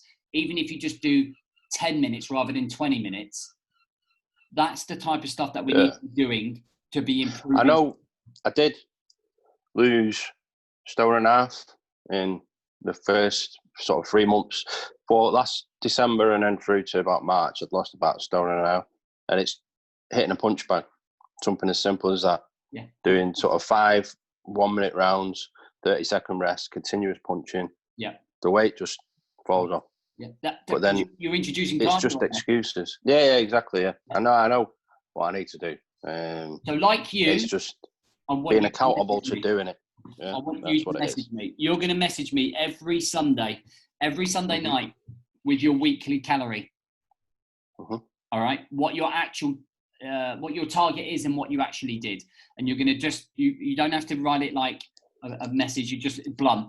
This is what I did. This is how many steps I did this week. This is the cardio exercise I did. And that's from both of you. Okay, so that in theory should be like 70,000 steps a week. Yeah. Yeah. So that in theory should be around 36 to 40 miles walked a week.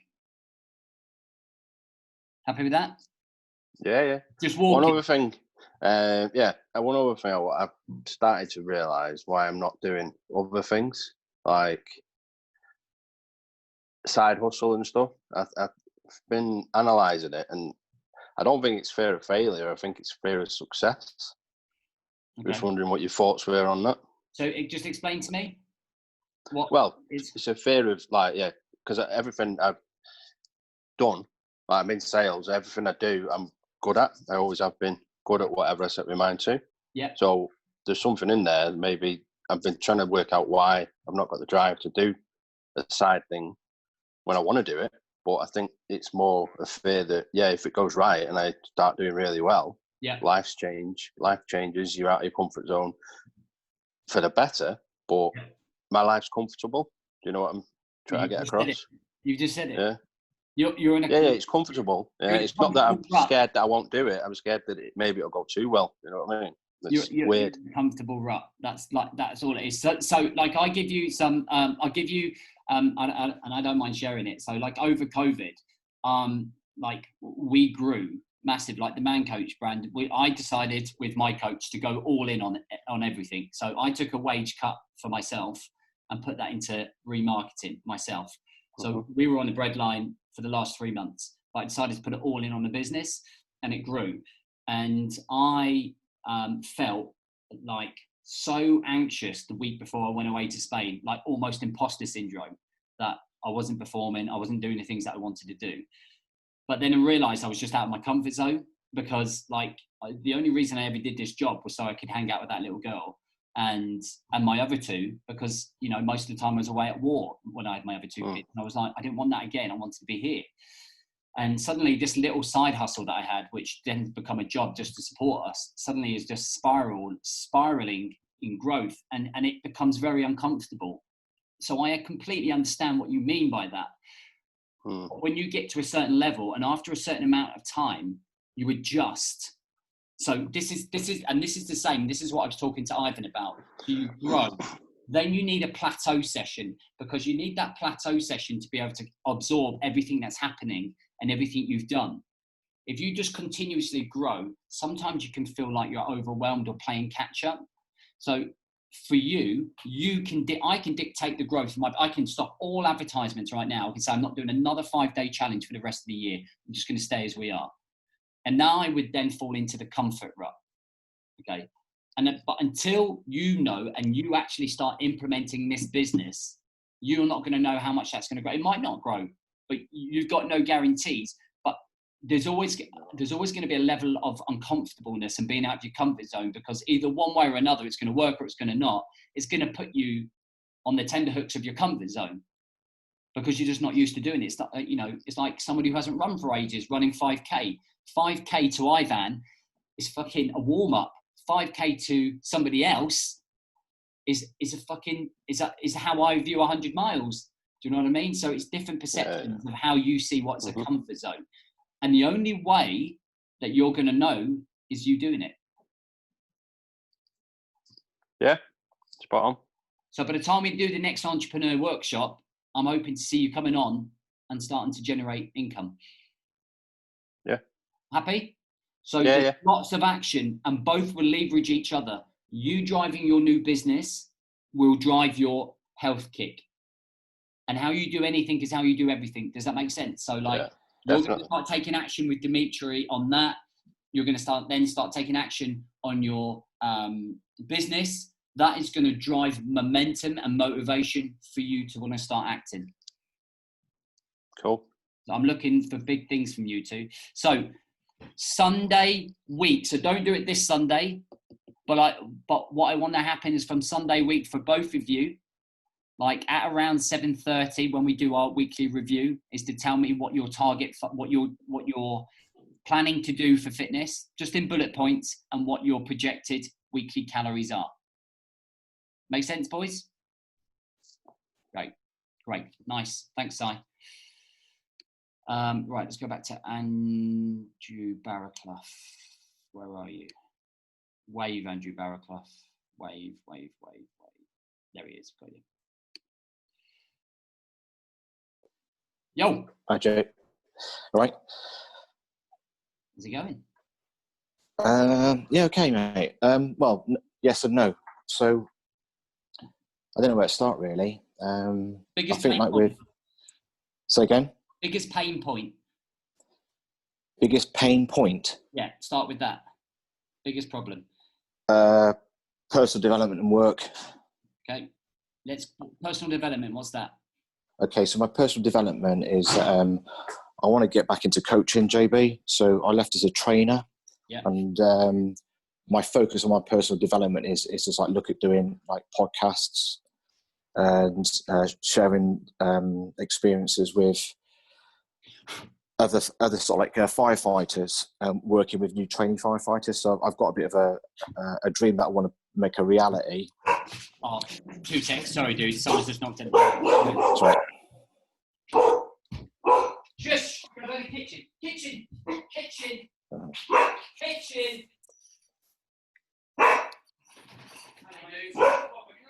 Yeah, fine, mate. Have a good day. Right, shush. Go and get in the kitchen now. Sorry, mate. Real That's life. right, mate. I'm at work myself, so you know, I apologise for a bit earlier on. I just had to help a client out. Fine, So I'm kind of like stuck in a job, which is short term. It's short term because it's helping me get through a mortgage application. So we're like looking to move home within the next 6 weeks.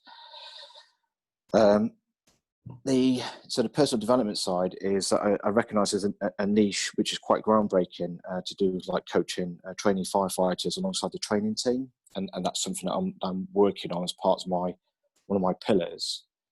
Work side, it's like coming back into work now and doing like 14-hour shifts, and it's taking up a lot of my time. I feel stuck. So I'm stuck halfway between my personal development and my work, yet my health and my relationship pillars are definitely on the up because I'm working with those. I've just like made some notes. I'm like looking at what I wrote down. So like clarity, consistency, and control. I've got control. I've got clarity, consistency, and control of some of my elements, and it's just I just need help with you, with the guys in the mastermind, just to like help me move on to the next stage. So I'm not stuck.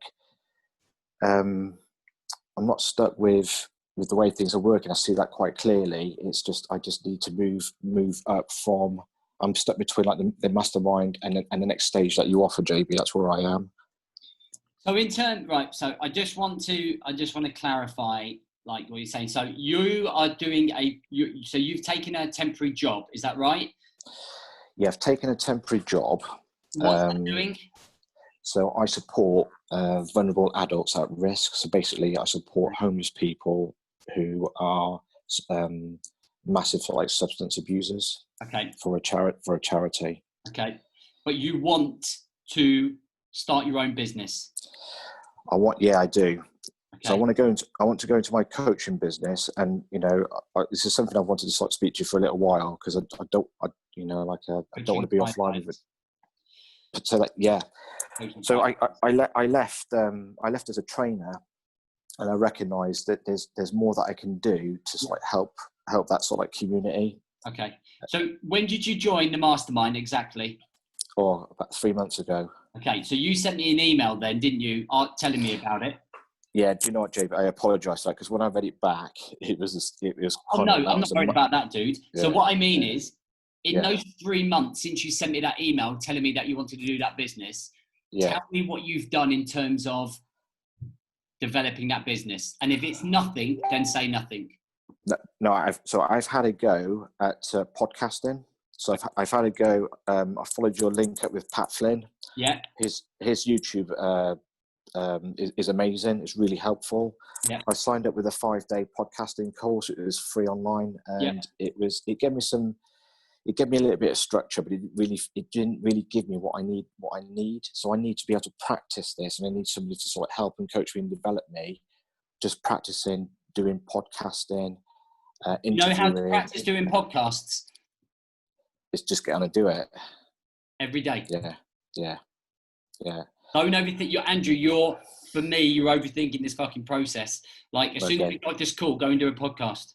Do a podcast tomorrow. Do a podcast on Monday, Tuesday, Wednesday, Thursday, Friday. Every day, find like an 8-minute talk, a 5-minute talk, a 10-minute talk. Just do it and upload it. Is it on iTunes? Yeah, it is. Yeah, it's on iTunes. Podbean. Is GarageBand or Clips. Okay, so is your podcasting host Libsyn? Right, no. So I haven't set up a podcast. So I'm no. It's okay, I know what you're saying. Got, like, all of Pat Flynn's videos, his tutorials right throughout. Yeah. Okay. So have you? I've watched about 16 of his stuff. Yeah. Did you watch his actual tutorial about how to set up a podcast? From yeah. Okay. And that would have sent you to Libsyn to set that up. So the first thing I would say to you, dude, is not stop overthinking the process. Is to go through all the Pat Flynn's do everything that he touched. So it took me 4 hours to set up my podcast. Like in 2016, I sat here like pulling what hair out I had left, trying to figure out how to do it. But when it was set up, I did a podcast every day for 3 weeks until it became second nature. And the first time I uploaded my first podcast, it took me 3 hours. Okay, now like I'd pay for someone else to do it. But before I did that, it was taking me like 2 minutes. The only way you're going to get better, the only way you're going to build up your coaching business is to start taking action. Okay. Yeah. Did you listen to the entrepreneur workshop last week? So I did when I was in B&Q, mate. I caught up with it when I was walking around B&Q. Yeah. Okay. So I did. Yeah, I listened to that, and there's a couple of guys in the workshop who were sort of like we're working together on this very idea, but I'm just a bit stuck with it at the moment. Yeah, and so what social platforms are you on? So that's the other thing. So this is all new to me, JB. So I need somebody to show me, because I'm aware that you talk about Facebook, Instagram, Twitter, LinkedIn. You need a podcast platform, a website. There's all those things. If you don't have any social platforms, no one will know about your podcast. Mate, I get that. Yeah, I get that, JB. It's just like I just want to start at the beginning. I've done my research and I've seen all that. I just need somebody just to like take me right back to the beginning and let's say, right, let's just do something nice and simple to start off with. Yeah. So I can get into that rhythm, that flow, and then I can start interviewing and then uploading those podcasts ready for it to be rolled out like next year. Why next year? Why are you going to wait till next year? Oh, mate, it's because I'm doing I'm doing what's called emotional freedom technique. It's a tap in to help with anxiety and stress and stuff like that. Just interview people, put it up on your podcast. Are you going to wait 6-7 more months before you start? Just think, if you started today, think where you'll be in 7 months. Or you can wait 7 months and then start, and you'll be in the same place another 7 months later. So there's almost, you're in theory going to waste 14 months. Yeah. No, I get that. That's the simple thing. Like, if I'm bringing it right back to basics, it's just doing it. Like this, so all the guys that I work with in the Elite Operator, they're literally, I'm just like, don't talk about it. Don't overthink about it. Just fucking do it. And it doesn't matter if it's perfect. Like, it doesn't matter if it's perfect. Sorry, language, Neil, there. Sorry. Have you got your earphones in? It doesn't have to be perfect. the biggest businesses, if you've ever read Shoe Dog, read Shoe Dog by Phil Knight. He's the founder of Nike. Now, if you read that book, that will teach you and understand and show you how to build like a brand. But the stuff that he went through, but it's still, you know, he was taking 140 million, but one day away from bankruptcy. And he was still learning as he goes. Now, can you imagine if he kept on waiting? I'm going to wait till I create the perfect trainer for the perfect time. I'm going to wait 4 years to the next Olympics and then launch at the next Olympics. No, like, you get your stuff up now, then start setting up so go away and set up a Facebook page and an Instagram account. That's where you start. Make sure you've got a name for your podcast. Yeah. Okay. Start recording lots of material. And when people start coming into your work, into your world, and seeing Andrew Barraclough, getting a message around all of the fire services around the UK, every single one, go to head office and say, I'm doing this free training for firefighters. Yeah. Right there, spread that out. That's more word there. Start connecting with your mates, asking them to spread it. Yeah. And it's like a mission. Do you know what I mean? So over the next 20, 30, 40 years. But unless you start that, dude, you'll never create anything. You'll just be like, this is what I'm planning. This is how I'm gonna. And instead of I'm doing it, and then you learn on the go. All the mistakes you learn. Okay. I'm happy with that. Yeah, I get that. I like that. Mistakes. And you've got to fail. You've got to fail, because if you don't fail, you would never know that you're going to get better. 100%. Like where I am right now, we've been doing this like 3 years, and like the number of mess ups I've made, and I still do. I still mess up. All the time still mess up. I say things I shouldn't say. I get the structure wrong. You know, you look at the guys in the mastermind, like it's just naturally progressed into a much better, like, you know, the guys who were here really, really early. God, it was just like, I didn't even know what I was doing when I set it up 2 years ago. Right. But, you know, but look what it's become now. It's a real structural place. We actually do structure face-to-face coaching. Like, you know, and you don't learn those things unless you are in the mix. There is one question I want to ask you, JB. And I was with a family last week, and I overheard like a potential client talking to a coach. At a picnic table. Can you just give me 5 minutes? Yeah, just 2 minutes, please. Is that all right, Carl? So he was like using the same terminology to what you talk about with your pillars and morning routines, this, that, and the other. So is that something that's quite generic? Or is that something that's quite specific? I know. What you have to ask yourself is what you're trying to deliver. So in terms of delivery, I wasn't aware of it. So when I created my pillars, I wasn't aware. I just created them off my back. I wasn't aware of other people. But I don't really pay attention to other coaches or other people.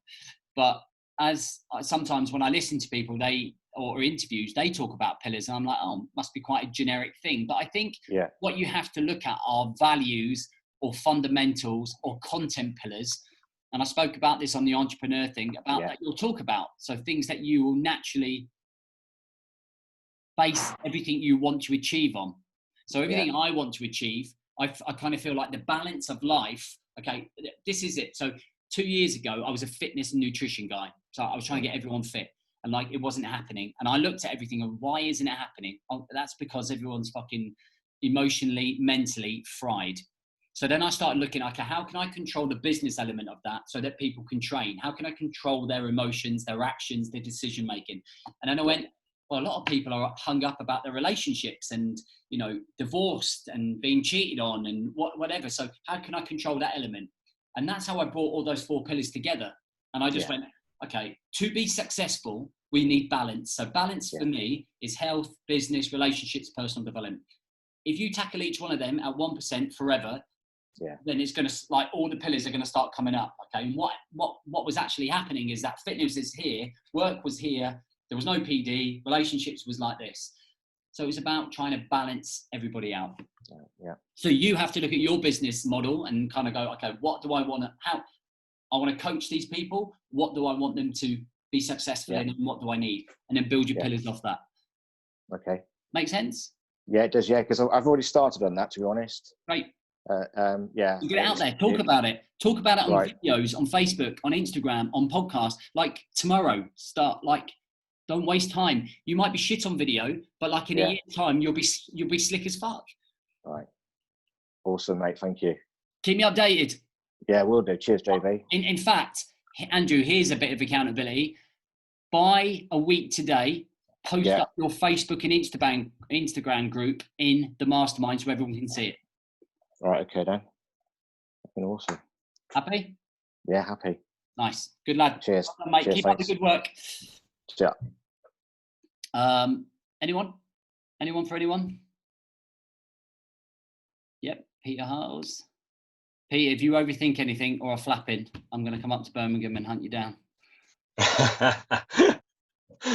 Yeah, it's overthinking. Yeah. Marathon plan. Yep. I've just basically, I've not wrote anything down as such. I've just gone off. First rule is increase my miles by a mile a week. Have you? I did put up a marathon plan. I'm sure I sent it to you. I may have seen it. I may have missed it. I've seen the 50 miler you put up.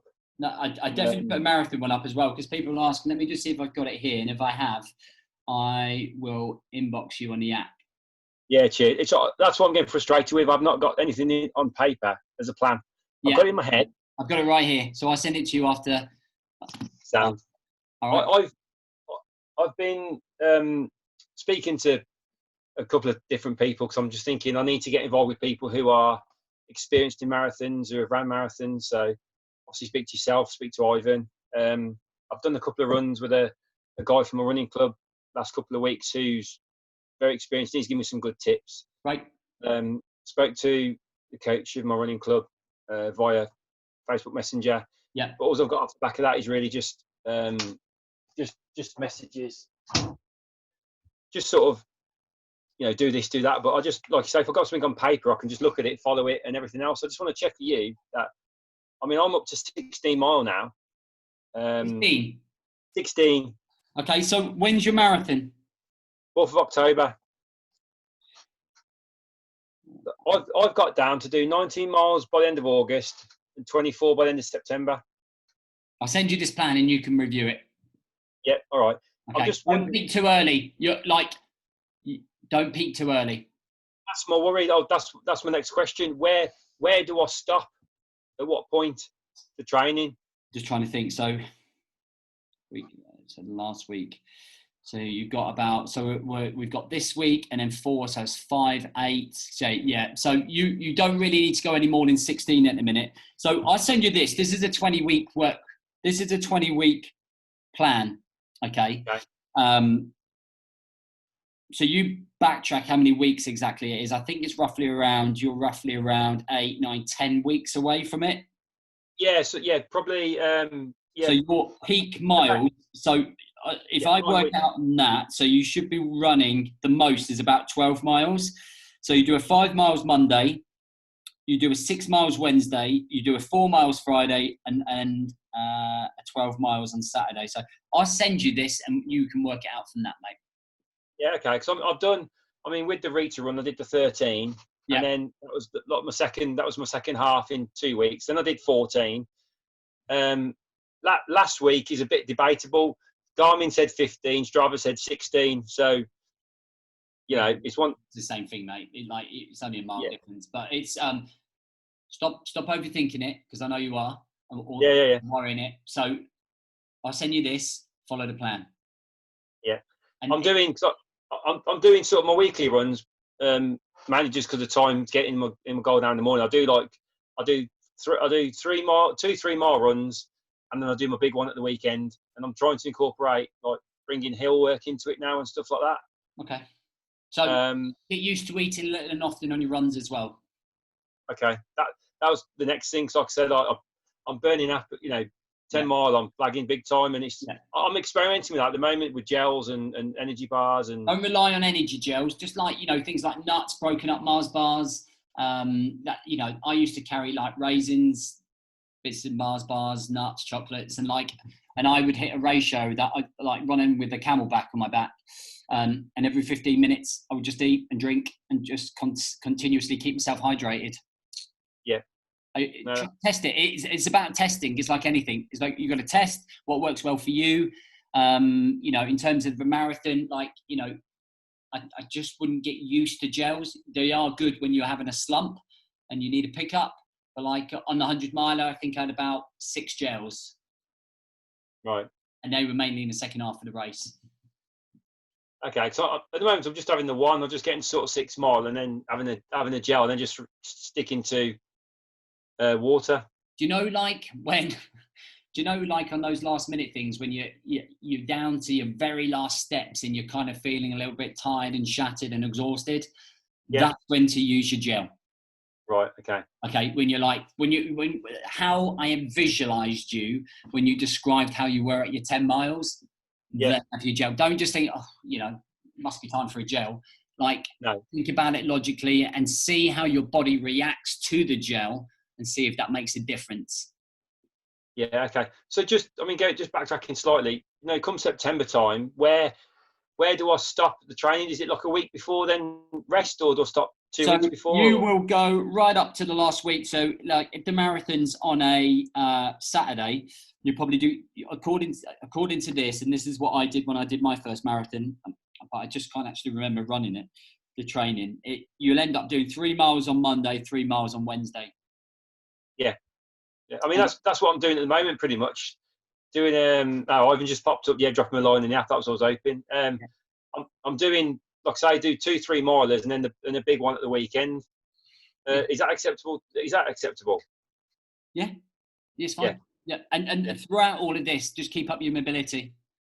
Oh, yeah. So is it? At the moment, I'm doing I'm doing the yoga, which I'm finding really beneficial. Right. And I'm doing 2 of your hits in the week. Right. Yeah. Is that? Yeah. I don't think I'm just worried about overdoing it. You know what I mean? Fine. Yeah. So I'm just conscious. Everything I've researched is about building your glutes. You strengthen your legs and core and stuff like that. So you're going to be fine. Like, yeah, I'm going to get you saying flapper on it. Yeah, I know. I'm only overthinking because obviously I've done my couch 5K on the 13th of November last year, and I'm running 16 mile, and I'm like, I've got no clue what I'm doing. I'm just doing it. You're doing it. Exactly. Are you doing the 50 miler? No, I'm doing the 3 peaks. Okay. Why didn't you do the 50 miler? More about balance. I'll chat to more about the balance of life basically. But the 3 peaks is like a bucket list for me. Okay, that's fine. But like with that, I've decided like Q4 target. I live by the Malvern, so the Malvern is 8 mile long. So rather than just go and walk 8 mile, I'm gonna come back on myself, do 16. Okay, sounds good. But yeah, I didn't put the 50 mile down. One, location cost and training time away from family and stuff. I'm thinking a lot about balance at the moment and maintenance and maintaining it. And I don't want to. I love running. Yeah, it's part of my life now, and I will never. With the running club, I'll continue that, and I don't want to lose the passion for that. Yeah, by overdoing it. But so I've been thinking the ways. Do I constantly need to set major targets like 50 miles to be the best I can be? Okay. I'm thinking Ed stuck something up recently about doing the John O'Groats virtual run, 874, is it, over the year? Yeah. So I'm thinking, well, if I set myself 1,000 miles next year as a target, and I have the John O'Groats, I sign up to the John O'Groats to the Land's End virtual run, and that'll be sort of my long-term target, if you see what I mean. Yeah, 100%, mate, 100%. So I think the one of the biggest things that I think you must make sure that you do is have something in place after the marathon, because you're going to hit the blues after the marathon, because like you've been building up to it, and I want you to be super conscious of that, and I'll be conscious of that as well. So it's almost having a decline, so to speak, and maintaining the running. You'll need to do that in terms of like easing off slightly anyhow. But yeah, okay, we'll come to that close to the time. I'll send you this plan. In fact, I'm going to do it now because I know what will happen. I'll come off. I'll get. Yeah, I've just listened to audiobook Fat Man to Green Man. Man's agreement. I haven't heard of that. It's brilliant. Honestly, it's really, really good. Can't recommend it enough. But he did an ultra around Bristol. Really? Yeah, 46 miles, I think it was. And it's a story of how he trained for that. He went from overweight bloke to, to running an ultra. Great story. But one of his training sessions was the Chipping Sodbury Slog, 9-mile slog in November. Talking about losing his trainers and stuff in the mud and stuff. I'm actually thinking of signing up for it if it's still on. Oh yeah. So I won't do a 50 miler, but what I will do. You're a fucking nutcase. Listen, I'm going to send you that. I'm going to send you that training plan. Okay, just focus on that. I just want you to be aware post marathon. Okay. Yeah, I'm sure there's got to be a half marathon. I mean, I've got the Malvern Walk to think about. Let me just have a look here for you, mate. 2 secs. Right. Yeah. 2 secs.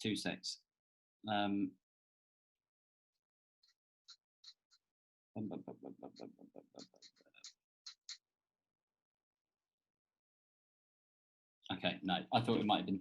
That's fine. I was looking at an event, but it's full. Yeah. So just maybe just back off slightly with the training as I am at the minute. Follow the plan. Work out where you are in the week. I think you're week 10 on the plan, because I think if we reverse engineer from the 4th, I think it's about 10 weeks, isn't it? If you work out exactly and then minus that off to 20 and then start from that week on the plan. Yeah. Okay. Brilliant. No, great. Cheers, JB. Well done, mate. Thanks. Anyone for anyone? I want to talk to this guy. I was thinking about you the other day.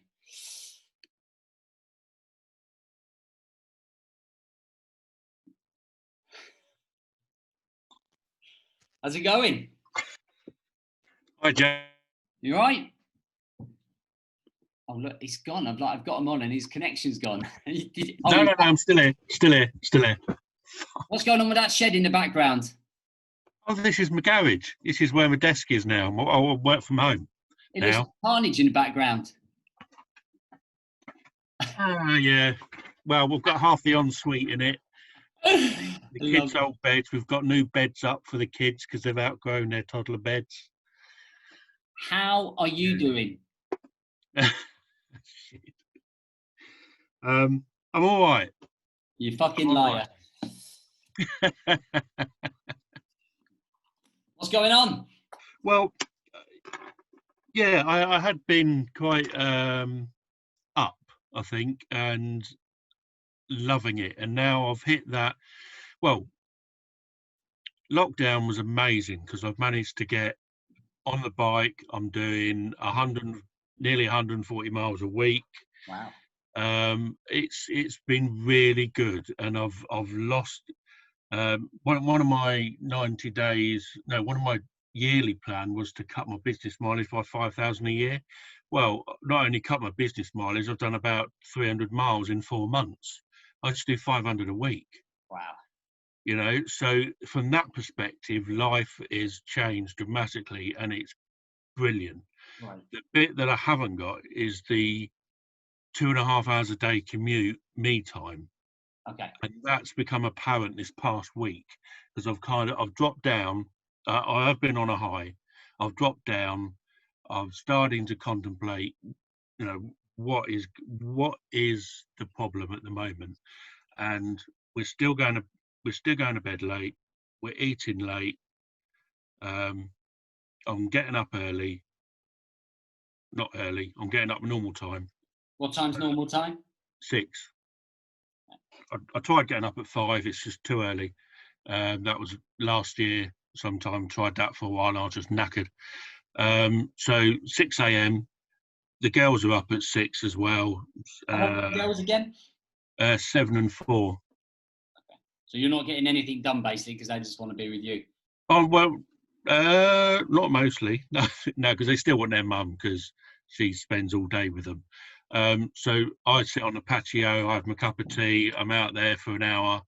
I do a bit of reading, mobility. Reading in the morning is great. I've missed that, and I've started to build that in over the past few weeks. Do you walk in the morning? No, but I think I should. I think you should. I think What? you should stop being a big pussy and get up at 5:30 in the morning. And I think you should go for half an hour walk before everyone's up to clear your head. Yeah. I do, like, honestly. Like, so COVID, I hate to say it, is for me, it's been a massive game changer in terms of when, like, you know, I thought I had it all figured out in March. And what I would do in the mornings is just go for like a 15, 20-minute walk with the dogs, maybe not even that. And my morning routine consists of me going on a 2-hour walk now from 5 till 7, and in between doing like a show, listening to audio. And I've never felt better mentally, like, ever. Like, you know, when I look even back at, you know, March is not that long ago, and I was thinking like the routine that I was doing, and obviously it's a winter routine, right? So I was like doing the show indoors, and I was like, I'm fucking determined to keep that same routine through the winter, but do my, like, you know, grab a light, but do my show in one of the beach huts down there or something, or one of the seating areas, and just continue that. Because what I realized is that the walk for me just allows me to emotionally and mentally prepare myself for the day by listening to positive audio, but just like listening to the peace of the world. Like, you know, there's something quite tranquil when you walk around and there's no one around and the world's yours. Well, that's what I loved about sitting on a patio at, you know, the first start of spring. Yeah. When you could hear nothing apart from that flaming blackbirds and stuff keep squawking. That there's a cat. We know there's a cat. Don't keep squawking for 3 hours. Yeah. But the hum of the A1. I'm in a little village near Peterborough, 2 miles from the A1, and that hum of the A1 had gone. And then as soon as lockdown started to lift, you could slowly hear it come back again, and then, you know, life resumes, doesn't it? And they were lovely moments. So that's the key part of the gold now. That is why that is brilliant. You're right about going out for a walk. I need to work on getting out. So this isolation stuff's been brilliant. Yeah. But I now know that I've got a problem going out. Yeah. You need to. Yeah. So I think a lot of people have a problem going. My boy's the same. Like, I'm struggling to get him out to see his mates and stuff because he's kind of become hibernated in his house. Yes, like, exactly. And I think you have to break. So it's a pattern. Like anything, it becomes a pattern, right? A pattern of routine, a pattern of action, and like, if you're not careful, it can slowly start to consume you, chunk away at you. And I think if you can just set that alarm for half five, just roll out of bed, like lay your clothes, like I lay my clothes out on the landing, I just fucking get changed, get up. I do like a little bit at home, but for you, just like get out the door before everyone's up, because as soon as everyone's up, it's the excuse not to go out. Go out, even listen to a 20-minute podcast or a little bit of an audio book, and just do a route around the area. Find a 3 or 4 mile route that you can just walk. And obviously it's going to take a bit of time, but you're going to get into that pattern of just having that, because you're not having time to yourself. Yes. Yeah, you're right. And I just think you need to be in your own company to really like connect with yourself. It's like kind of like plugging yourself in, if you like.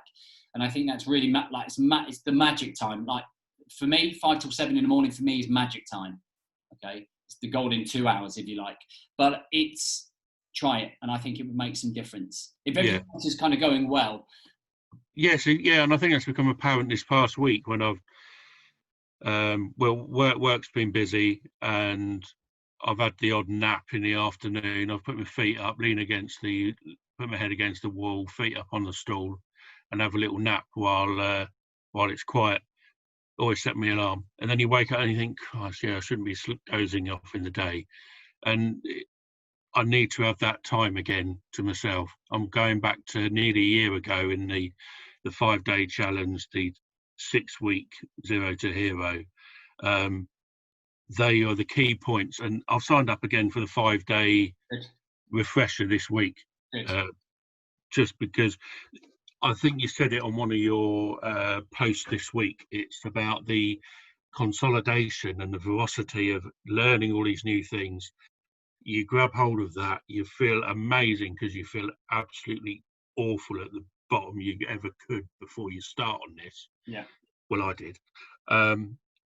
And then you have that period of utopia, and then you're back to, not you're left to look after yourself, but the impetus and the constant daily feed reduces, doesn't it? And it's down to you finding the coping mechanisms and reaching out. And that's the one thing I don't do. I don't reach out enough.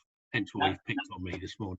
Yeah, that was good, man. That's exactly it. It's like you know, I can't force people to message me, you know. And I sit there and I'm like, fucking, if there's a little issue, then just go, like literally, like exactly, because you're not a mind reader. No, you know, and you can only tell, and it's just like if no one put their hand up and I'd gone, we never would have talked about this and never done that, and that's no. And I would have thought, why didn't I just put my hand up? 100%. And then you'll sit there dwelling and go, I should have put my fucking hand up on the bell end. Yeah, exactly. 100%. All right, so from here, just give me a little update in like a week or so. Just let me know how that goes. If it makes a difference, you know, it's very early on. I think once you've done it for 2, 3, 4 weeks, that's when you'll start breaking that pattern. Let me just go up. Yeah, it's kind of the transition, isn't it, back to reality and getting out the front door as well again, and getting that me time, which has been it's been great having all that family time. Yeah. But now, after a few months on of that, I'm losing the I was going to say will to live. No, it's not that bad. You know, I'm losing the me time. I know, 100%. And I just don't know if it's true what they say about people with garages. It's like however messy it is reflects your headspace. So, you know, hey. So maybe my desk is clear.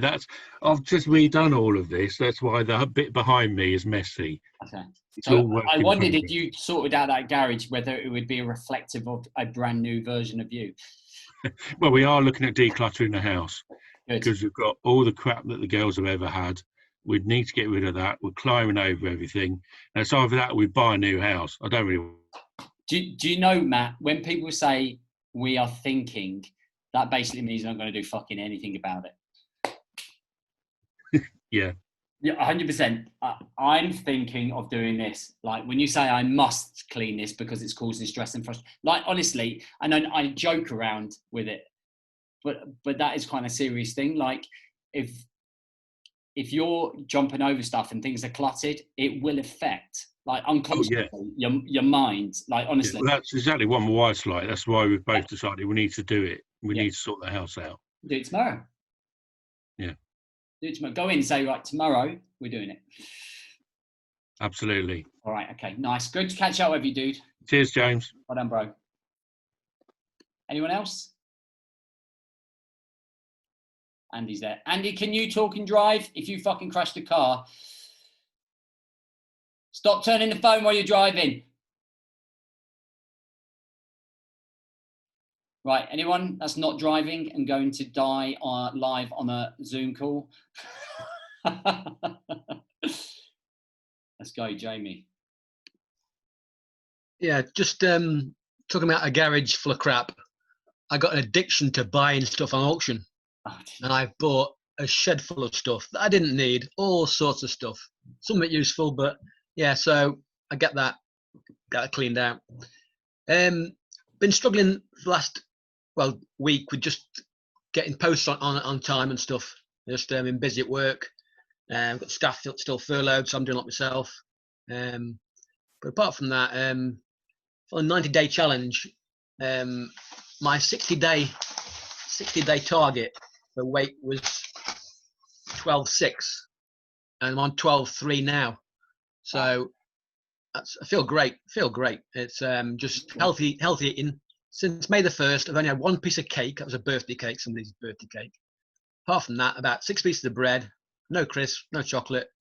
And I couldn't eat a bar of chocolate now if you gave it me. I wouldn't want it. Nice. Really wouldn't want it. Routine, right? Yeah, routine. So, but yeah, apart from that, on about the antidepressants, I got diagnosed with PTS and was given some, but I read an article in the paper about what they were going to do to you, you know, and I thought, you know what, I'm not taking them. So I didn't take any and got through, and just glad that I didn't actually. So good. You've been making huge progress as well, right? Yeah, it's been great. Great. It's good to see. But yes, one thing's great is just trying trousers on that you're going to throw away and they actually fit you now. And I never thought I'd get back in them trousers ever. Yeah, nice. There's about 5 pair of trousers. It's like I'm a new wardrobe. It's great. I used to buy T-shirts for mother care. That's what Marines used to do, go around. They used to like silicone around your arms to make you look like you got big arms. It's a military thing. Nice. It's good to see you doing well. Yeah, we've got a film crew in next week. So I've got 2 Terminators coming in and some zombies doing a film crew. So Great. That should be a giggle. Great. Mate, good. Keep up. Nice one. Keep up with the work. Okay, Right, cheers. guys, I have to chip because I'm getting called from upstairs. So if there's any questions that I've missed, please just inbox me. If I could just ask Mike B to stay on at the end, if that's all right, like naughty kid in class, if you could just wait for me, that would be great. Thank you to everyone that showed up. I hope you got a lot of value out of it. I'll have it recorded and I'll put it up on a podcast so you can listen back by Monday or Tuesday. Everyone happy? Nice work, guys. Nice work. Okay, cheers. Might be. I'll be back in a minute.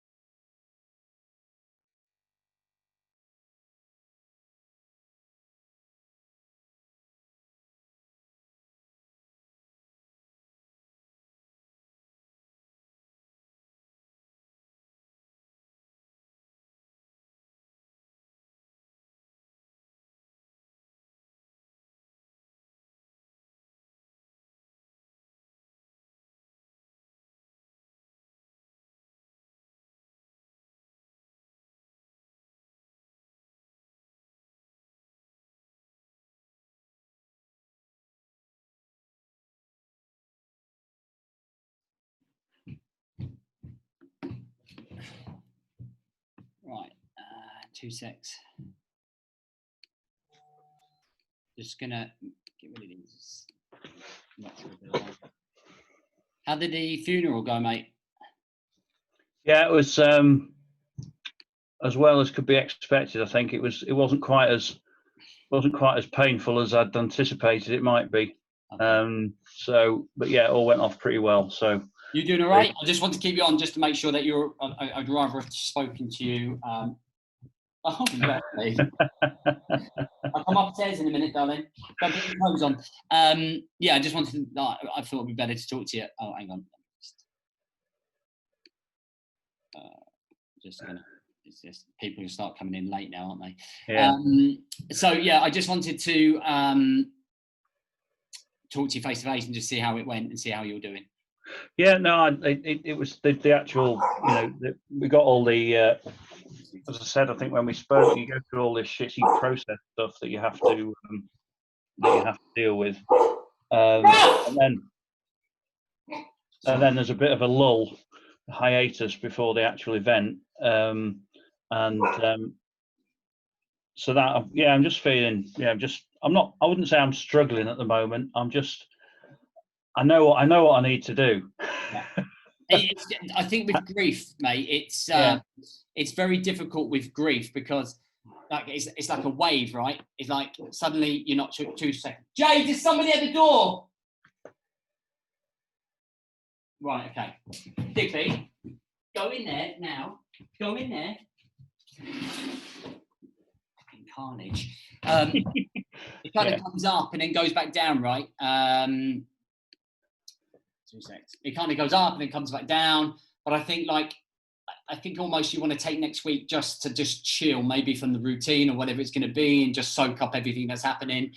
And then that way you just don't put yourself under so much pressure, right? It's just like that pressure's. Well, I'm off till Wednesday next week anyway. Yeah. And I haven't got an awful lot of a heavy workload at the back end of the week anyway. Yeah. But I've lost my way with the morning routine, for example. so I, just obviously want to get back on that. Yeah, that's fine. And I think once I get that, once I commit to writing it down, which I have done my timetable for next week already, then that'll be just drop Marianne a message and just say you've spoken to me. You're just gonna have a week off, so like not to include you in the call outs, and just say I'm having a down week, and I think that would do you good just to be with the family, just to collect your thoughts, let the dust settle, and then from next week kind of go back in and go all in. And if you need help with that, then just reach out, dude, and like thank you. We'll do it. Thank you. Yeah, so as I said, I the exercise bit I've struggled with anyway, because since I did the half marathon, I've had a bit of trouble with the meniscus in my knee anyway. Okay. So, but again, I've found a solution around that. So I just thought I'll go get on the bike and nice, 100%. Just try and do it that way around. So I'm finding, I'm trying to avoid the excuse mentality, or at least if I come up with an excuse, challenging myself to say, right, okay, what am I going to do about it? Because no one's, let's be honest, no one's going to do it for me, are they? I have to do it myself. 100%. Responsibility for it. And I think the thing is, once you've had that week off, it's getting straight back on there. So, like you said, when you put up your plan next Saturday, just tag me. It's just a little bit of extra accountability. Say, look, I'm here, I'm showing up, and you might not feel like showing up, but just showing up is going to help you get through it. Yeah, 100%. Nice. If you need anything, mate, just reach out. Thanks, JB. Appreciate it. But we've got. I think we'll be all right. It's see how the boy goes as well. It's just an adjustment of your emotions and mentality. Like, I find it the most mentalist thing that we build up through a whole of our lives, and then we die. I haven't dealt with death since I was 7, really, in terms of my dad dying. So I haven't. Yeah. I've lost friends in Afghan and stuff, but I haven't really. I dread. Like, I think it's probably triggered from your mum passing. I was like, oh my God, I don't know how I'm going to handle if my mum goes. Yeah. But I know it's coming, and in some ways, I almost prepare myself for it, if that makes sense. And I think working with a lot of guys who go through this, I've met loads of guys and my clients and their mums and parents have died, and until you actually go through it, it's really hard to do, isn't it? Yeah, no, as I say, it wasn't quite, the day itself wasn't quite as bad as I expected it might be, and we, weather-wise, we had a good day for it, so Mum would have liked that. And I think it probably hit you around Wednesday. Yeah. But that's what we're here for, and reach out if you need to, and great got stuff. plenty of support. Thanks, JB, and have a good weekend. Take it easy. Take care. See you, bub. See you. Bye-bye. Bye.